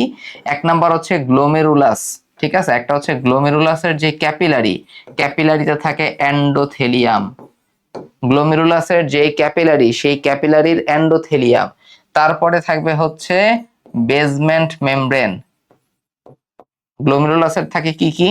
প্রথমে এন্ডোথেলিয়াম, কৈশিক জালিকা এন্ডোথেলিয়াম, এরপরে থাকবে হচ্ছে বেসমেন্ট মেমব্রেন। আর এই যে বোমেন্স ক্যাপসুল, এই বোমেন্স ক্যাপসুলের এপিথেলিয়াম, বোমেন্স ক্যাপসুলের এপিথেলিয়াম। এই 3টা হচ্ছে আসলে আলট্রাফিল্ট্রেশনের ফিল্টার হিসেবে হেল্প করে থাকে। তাহলে আলট্রাফিল্ট্রেশন করতে 3টা ফিল্টার লাগে আমাদের। প্রথমটা হচ্ছে গ্লোমেরুলাসের যে ক্যাপিলারি থাকে সেটার এন্ডোথেলিয়াম, তার নিচে থাকবে হচ্ছে বেসমেন্ট মেমব্রেন, এবং এরপরে বোমেন্স ক্যাপসুলের এপিথেলিয়াম থাকে। এখন আমরা আগের যে চিত্রটা ছিল সেটা একটু খেয়াল করি। তাহলে এন্ডোথেলিয়াম, বেসমেন্ট মেমব্রেন, এবং এরপরে হচ্ছে বোমেন্স ক্যাপসুলের এপিথেলিয়াম। এই যে জায়গাটা, এই জায়গাটাকে বলা হয় ক্যাপসুলার স্পেস। তাহলে এখান থেকে আলট্রাফিল্ট্রেশন হয়ে আমাদের কি হবে? আমাদের যে এই বোমেন্স ক্যাপসুলের যে ক্যাপসুলার স্পেস থাকে সেইখানে আলট্রাফিল্ট্রেটটা জমা হবে। ওকে, তাহলে আলট্রাফিল্ট্রেটটা কোথায় জমা হয়? বোমেন্স ক্যাপসুলার স্পেসে জমা হবে। আচ্ছা, ভালো কথা। তাহলে ক্যাপসুলার স্পেসে তারা জমা হলো। ওকে, তাহলে কি জমা হবে? আলট্রাফিল্ট্রেট জমা হবে। আলট্রাফিল্ট্রেট অর্থাৎ যে জিনিসটা ফিল্টার হলো আর কি। ওকে, আরো কয়েকটা কথা আমাদের এখানে পড়তে হবে, একটু খেয়াল করি আমরা। এখন মনে রাখতে হবে যে এই যে আলট্রাফিল্ট্রেট, প্রথম কথা তোমাকে জিজ্ঞাসা করলো এরকম যে প্রতি মিনিটে কত এমএল রক্ত বৃক্কে বাহিত হয়? মনে রাখবা, প্রতি মিনিটে প্রায় 1200 ml রক্ত, প্রতি মিনিটে প্রায় 1200 ml রক্ত বাহিত হয়। সেই জায়গায় আলট্রাফিল্ট্রেট তৈরি হবে মাত্র 125 ml। সেই জায়গায় আলট্রাফিল্ট্রেট তৈরি হয় কত? মাত্র 125 ml। এবং একদম শেষে আমরা পাবো কি? মাত্র 1 মিলি পরিমাণে মূত্র তৈরি হয়। বুঝতে পারলাম? এই 3টা জিনিস খুব ইম্পর্টেন্ট, যে বৃক্কে প্রতি মিনিটে 1200 ml রক্ত বাহিত হয়। আলট্রাফিল্ট্রেট তৈরি হয় মাত্র 125 ml, এবং সেখান থেকে অ্যাট লাস্ট মূত্র পাওয়া যায় মাত্র 1 ml। বুঝতে পারলাম? তাহলে বাকি যা আছে, বাকি সবকিছুর কি হয়? নির্বাচনমূলক পুনঃশোষণ হয়। কি হয়? নির্বাচনমূলক পুনঃশোষণ হয়। তবে সেখানে যাওয়ার আগে মনে রাখবা, আলট্রাফিল্ট্রেটের মধ্যে কি কি থাকে না? 2টা জিনিস সাধারণত থাকে না। একটা হচ্ছে প্রোটিন থাকবে না, এবং 2 নাম্বার হচ্ছে এখানে কোনো রক্তকণিকা থাকবে না। রক্তকণিকা থাকবে না, বুঝতে পারলাম? বাকি সবকিছু থাকবে, পানি থাকতে পারে, তারপরে আমাদের শর্করা থাকবে অথবা গ্লুকোজ থাকবে, অ্যামিনো অ্যাসিড থাকবে, খনিজ লবণ থাকবে, ইউরিয়া থাকবে, এগুলা থাকবে। কিন্তু আমাদের প্রোটিন থাকবে না কিংবা রক্তকণিকা থাকবে না, কারণ এগুলা এই বোমেন্স ক্যাপসুলের প্রাচীর কখনো ভেদ করতে পারে না। ক্লিয়ার? তাহলে এই হচ্ছে আমাদের আলট্রাফিল্ট্রেশনের পুরো ব্যাপারটা আমরা দেখলাম। এর পরের স্টেপটা কি? এর পরের স্টেপটা হচ্ছে নির্বাচনমূলক পুনঃশোষণ। নির্বাচনমূলক পুনঃশোষণ। এখন এই যে নির্বাচনমূলক পুনঃশোষণ, এটার আসলে ইংরেজিটা কি? ইংরেজি হচ্ছে সিলেক্টিভ রিঅ্যাবজর্পশন। Selective reabsorption. বুঝতে পারলাম? রি মানে হচ্ছে পুনঃ, আর অ্যাবজর্পশন মানে শোষণ, আর সিলেক্টিভ মানে হচ্ছে নির্বাচনমূলক। তাহলে নির্বাচনমূলক পুনঃশোষণটা কিন্তু সব জায়গাতেই হয়। একটু খেয়াল করি আমরা, নির্বাচনমূলক পুনঃশোষণটা কোন কোন জায়গায় হবে? প্রথমে হবে হচ্ছে নিকটবর্তী পেঁচানো নালিকায়, নিকটবর্তী পেঁচানো নালিকা। তারপরে হবে হচ্ছে কোথায়? হেনলির লুপে, হেনলির লুপে। তারপরে কোথায় হবে? দূরবর্তী পেঁচানো নালিকায়, দূরবর্তী পেঁচানো নালিকা, আর লাস্টে হচ্ছে সংগ্রাহী নালিকা। সংগ্রাহী নালিকা, এই সব জায়গাতেই কি হয়, নির্বাচনমূলক পুনঃশোষণটা কিন্তু হয়ে থাকে। এখন মনে রাখবা, নির্বাচনমূলক পুনঃশোষণ হয় কত পার্সেন্ট? 80%ই কিন্তু নির্বাচনমূলক পুনঃশোষণের মাধ্যমে আবার রক্তের মধ্যে চলে যাবে। নির্বাচনমূলক পুনঃশোষণ হওয়ার অর্থ কি? মানে নির্বাচনমূলক পুনঃশোষণ হওয়ার মাধ্যমে রক্তের মধ্যে যেসব পদার্থ যাবে সেগুলো তো তুমি আর মূত্রের মধ্যে খুঁজে পাবা না। তার মানে দরকারি যে জিনিসপত্র আমাদের আলট্রা ফিল্ট্রেটের মধ্যে চলে আসলো সেগুলাই কিন্তু আমার আবার রক্তে ফেরত নিতে হবে।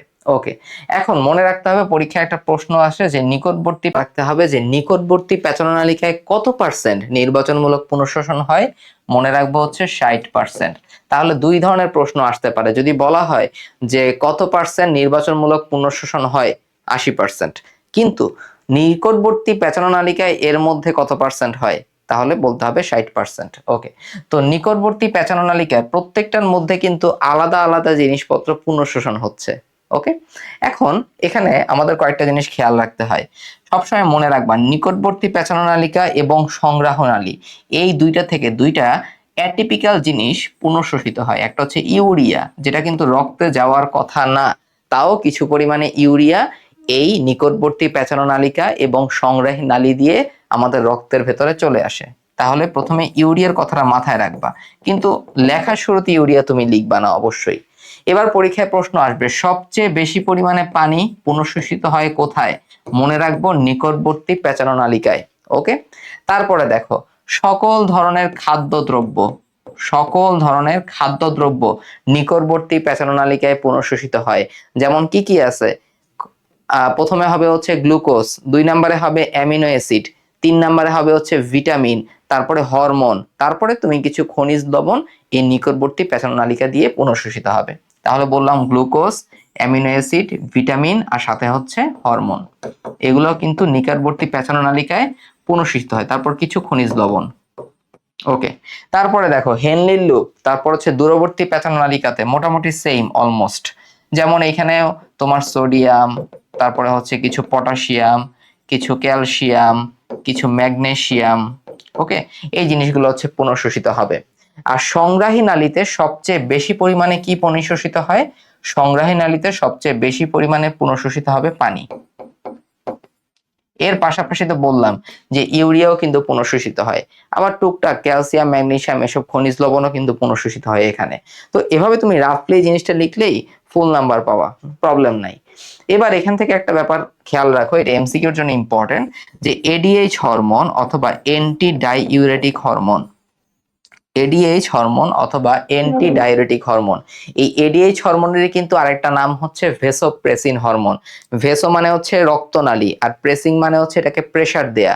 পরীক্ষায় আসতে পারে এডিএইচ বা ভেসোপ্রেসিন এরা রক্তনালীর সংকোচন করে না প্রসারণ করে? অবশ্যই সংকোচন করবে, কারণ প্রেস কথাটা আছে এর মধ্যে। তাহলে এডিএইচ হরমোনটা কোথায় ভূমিকা রাখে? দূরবর্তী পেঁচানো নালিকায়। কেন ভূমিকা রাখে? যেন পানি পুনঃশোষিত হতে পারে। ক্লিয়ার? বুঝতে পারলাম? তাহলে এই হচ্ছে আমাদের নির্বাচনমূলক পুনঃশোষণ। আর লাস্টে আমাদের আরেকটা কথা এখানে আছে, যেটাকে আমরা বলবো হচ্ছে ক্ষরণ অথবা সিক্রেশন। তাহলে এখন ক্ষরণ বা সিক্রেশনের গুরুত্ব কি? যা কিছু ক্ষরণ হবে তা কোথায় যাবে? তা যাবে হচ্ছে মূত্রের মধ্যে। আর যা কিছু নির্বাচনমূলক পুনঃশোষণ হবে তা কোথায় যাবে? রক্তের মধ্যে যাবে। এই দুইটা মনে রাখবা, তাইলেই ইজি হয়ে যাবে ব্যাপারটা। তাহলে কি কি পদার্থ ক্ষরিত হয়? কি কি পদার্থ ক্ষরিত হয়? এই ক্ষরণের ক্ষেত্রে সবচেয়ে গুরুত্বপূর্ণ হচ্ছে আমাদের দূরবর্তী পেঁচানো নালিকা। ক্ষরণের ক্ষেত্রে সবচেয়ে গুরুত্বপূর্ণ হচ্ছে দূরবর্তী পেঁচানো নালিকা। দূরবর্তী পেঁচানো নালিকার মধ্যে দিয়ে কি কি জিনিস ক্ষরিত হয় আমরা একটু খেয়াল করি। ওকে, কি কি জিনিস ক্ষরিত হয় আমরা একটু খেয়াল করি। তো মনে রাখবা, প্রথমে আমরা মনে রাখবো হচ্ছে এখানে হাইড্রোজেন আর পটাশিয়ামের কথা। হাইড্রোজেন এবং পটাশিয়ামের কথা, দুইটা আয়নের কথা তুমি মনে রাখলা। আচ্ছা, পরে মনে রাখবা আরেকটা আয়ন, সেটা হচ্ছে NH4+। দেখো এভাবে তুমি যদি মনে রাখো তাহলে জিনিসটা ইজি হবে। তাহলে হাইড্রোজেন, পটাশিয়াম, অ্যামোনিয়াম, তিনটা আয়নের তুমি ক্ষরণ দেখাইলা। এরপরে তুমি দেখাবা হচ্ছে দুইটা জিনিস একটু অ্যাটিপিক্যাল, একটা হচ্ছে হিস্টামিন আর একটা হচ্ছে কোলিন। হিস্টামিন আর একটা হচ্ছে কোলিন, এগুলো হচ্ছে সবচেয়ে গুরুত্বপূর্ণ ক্ষরণের ক্ষেত্রে। তাহলে যেগুলোই ক্ষরণ হবে সেগুলো চলে যাবে হচ্ছে মূত্রের মধ্যে। যেমন কিছু পরিমাণে ইউরিয়াও কিন্তু ক্ষরিত হবে, সংগ্রাহী নালিকা থেকেও কিছু পরিমাণে ইউরিয়া ক্ষরিত হইতে পারে। ওকে, তাহলে এই জিনিসগুলো হচ্ছে ক্ষরণ হয়, যাই কিছু ক্ষরণ হোক, ক্ষরণ হয়ে চলে যাবে কোথায়? মূত্রের মধ্যে চলে যাবে। তাহলে এই তিনটা স্টেপ, নির্বাচনমূলক পুনঃশোষণ, তারপরে থাকবে প্রথমে হচ্ছে আলট্রাফিল্ট্রেশন, 2 নম্বরে নির্বাচনমূলক পুনঃশোষণ এবং 3 নম্বরে ক্ষরণ বা সিক্রেশনের মাধ্যমে মূত্র উৎপাদিত হয়ে থাকে।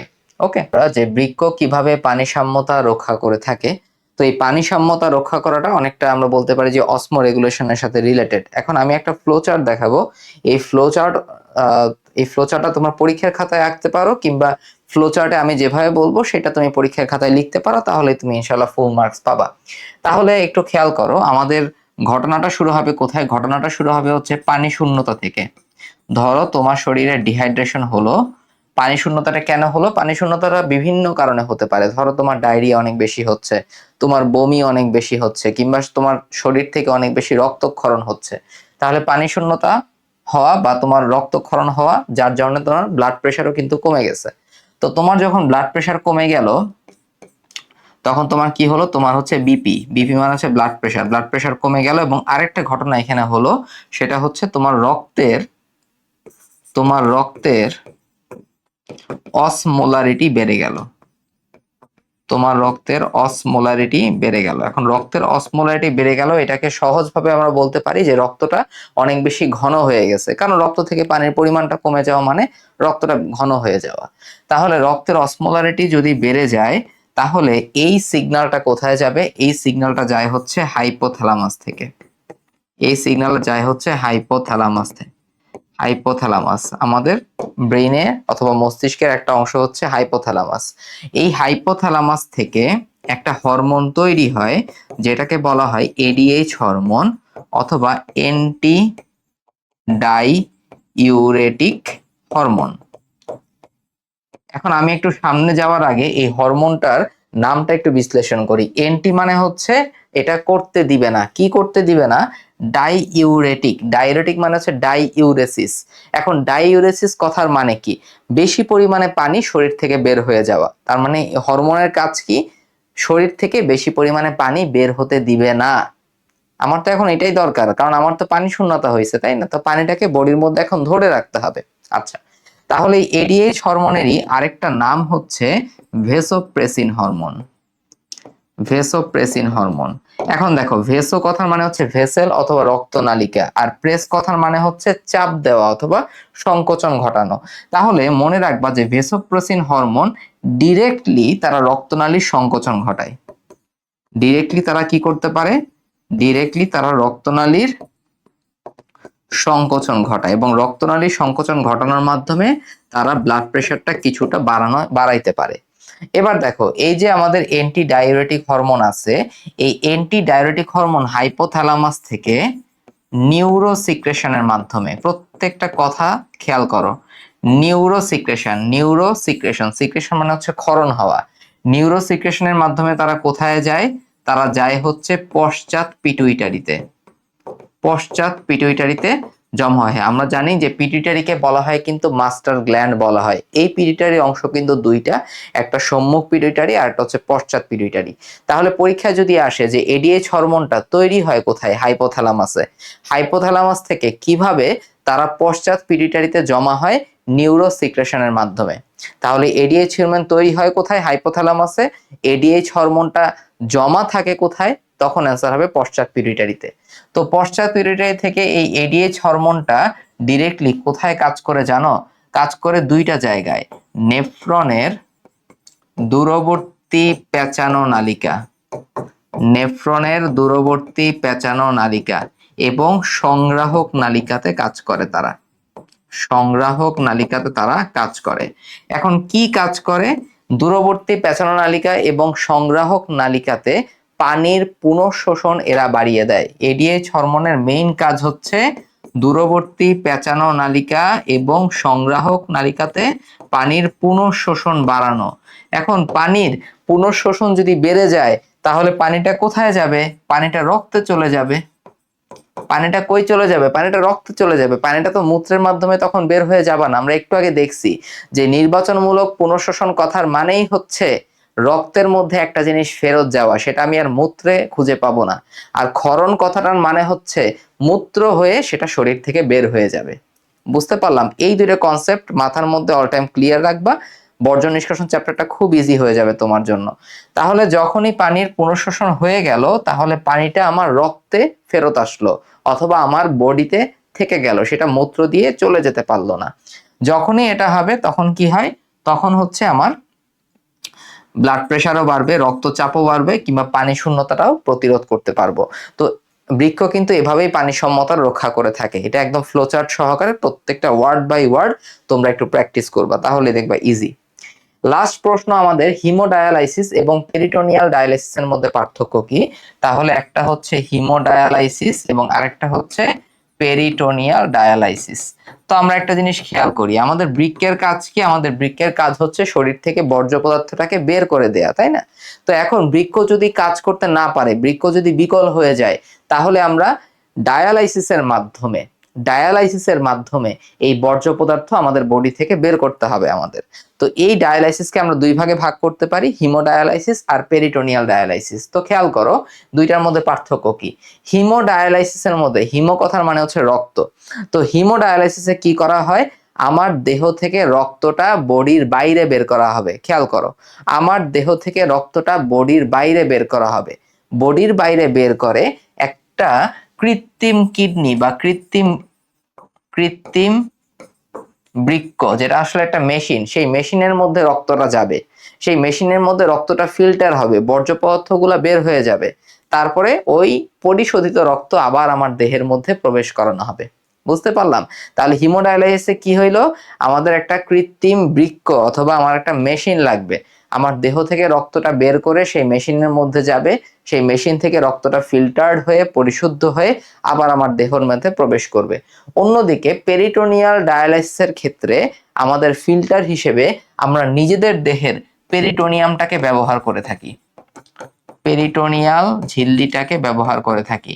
এখন তোমার প্রশ্ন আসতে পারে, ভাইয়া পেরিটোনিয়াম কি জিনিস? আমরা কিন্তু পড়ে আসছি, আমাদের যে উদর গহ্বর, সেই উদর গহ্বরের যে আবরণী, সেটাকেই বলা হয় পেরিটোনিয়াম। এই পেরিটোনিয়ামটাকে কিন্তু আমরা ফিল্টার হিসেবে ব্যবহার করে থাকি এই পেরিটোনিয়াল ডায়ালাইসিসে। ওকে, গেল। তাহলে দুইটার ফিল্টার কিন্তু আলাদা। এবার আসি হচ্ছে অস্ত্রোপচার। অস্ত্রোপচার মানে হচ্ছে শল্য চিকিৎসা অথবা সার্জারি। তো হিমোডায়ালাইসিসের ক্ষেত্রে আমাদের কি করতে হয়, আমাদের হাতে একটা অস্ত্রোপচার করতে হয়, হাতে একটা অস্ত্রোপচার করতে হয়। এটাকে বলা হয় ফিস্চুলা। ঠিক আছে, জাস্ট নামটা জেনে রাখো যে ফিস্চুলা তৈরি করতে হয়। ওকে, ফিস্চুলা তৈরি করতে হয়, এটা হচ্ছে হাতের মধ্যে একটা অস্ত্রোপচার করতে হয়। ওকে, আর পেরিটোনিয়াল ডায়ালাইসিসের ক্ষেত্রে কি করতে হয়, আমাদের যে উদর গহ্বরের যে পেরিটোনিয়াম আছে, সেই পেরিটোনিয়ামটাকে ফুটো করতে হয় বাইরে থেকে। বুঝতে পারলাম? সেই পেরিটোনিয়ামটাকে আমাদের হচ্ছে ফুটো করে অস্ত্রোপচারটা করতে হবে।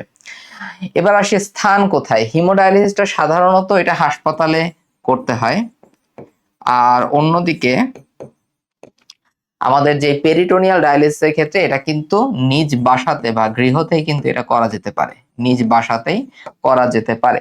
এবার আসি সময়ের ক্ষেত্রে। হিমোডায়ালিসিসের ক্ষেত্রে সময়টা হচ্ছে বেশি দরকার হয়, পেরিটোনিয়াল ডায়ালিসিসের ক্ষেত্রে হিমোডায়ালিসিসের ক্ষেত্রে যে সময়টা, সেই সময়টা কিছুটা কম দরকার, আর পেরিটোনিয়াল ডায়ালিসিসের ক্ষেত্রে একটু বেশি সময় দরকার হয়, এটা আস্তে ধীরে বা ধীর গতিতে হয়। এবার আসি হচ্ছে রক্ত। আমরা জানি যে হিমোডায়ালাইসিসে রক্তটা কিন্তু দেহের বাইরে যায়, আর পেরিটোনিয়াল ডায়ালাইসিসের ক্ষেত্রে রক্তটা দেহের ভেতরেই থাকে, বাইরে যায় না। এবার আসি ঝুঁকি। এই যে হিমোডায়ালাইসিসে হচ্ছে রক্তটা আমার দেহ থেকে বের হলো, তো হুট করে আমার ব্লাড প্রেশারটা কমে যেতে পারে, হুট করে আমার হচ্ছে রক্ত শূন্যতা, কিংবা সেখান থেকে হচ্ছে হৃদযন্ত্র বিকল হয়ে যেতে পারে। এই ধরনের কিছু ঝুঁকি থাকে হিমোডায়ালাইসিসের ক্ষেত্রে। তাহলে কি কি হতে পারে, রক্তচাপ কমে যেতে পারে, কিংবা রক্ত শূন্যতা হঠাৎ করে দেখা গিয়ে হৃদযন্ত্রের বিকলতা পর্যন্ত হতে পারে। অন্যদিকে পেরিটোনিয়াল ডায়ালাইসিসের ক্ষেত্রে আমরা মনে রাখবো এখানে একটা ঝুঁকি থাকে, সেটাকে বলা হয় পেরিটোনাইটিস।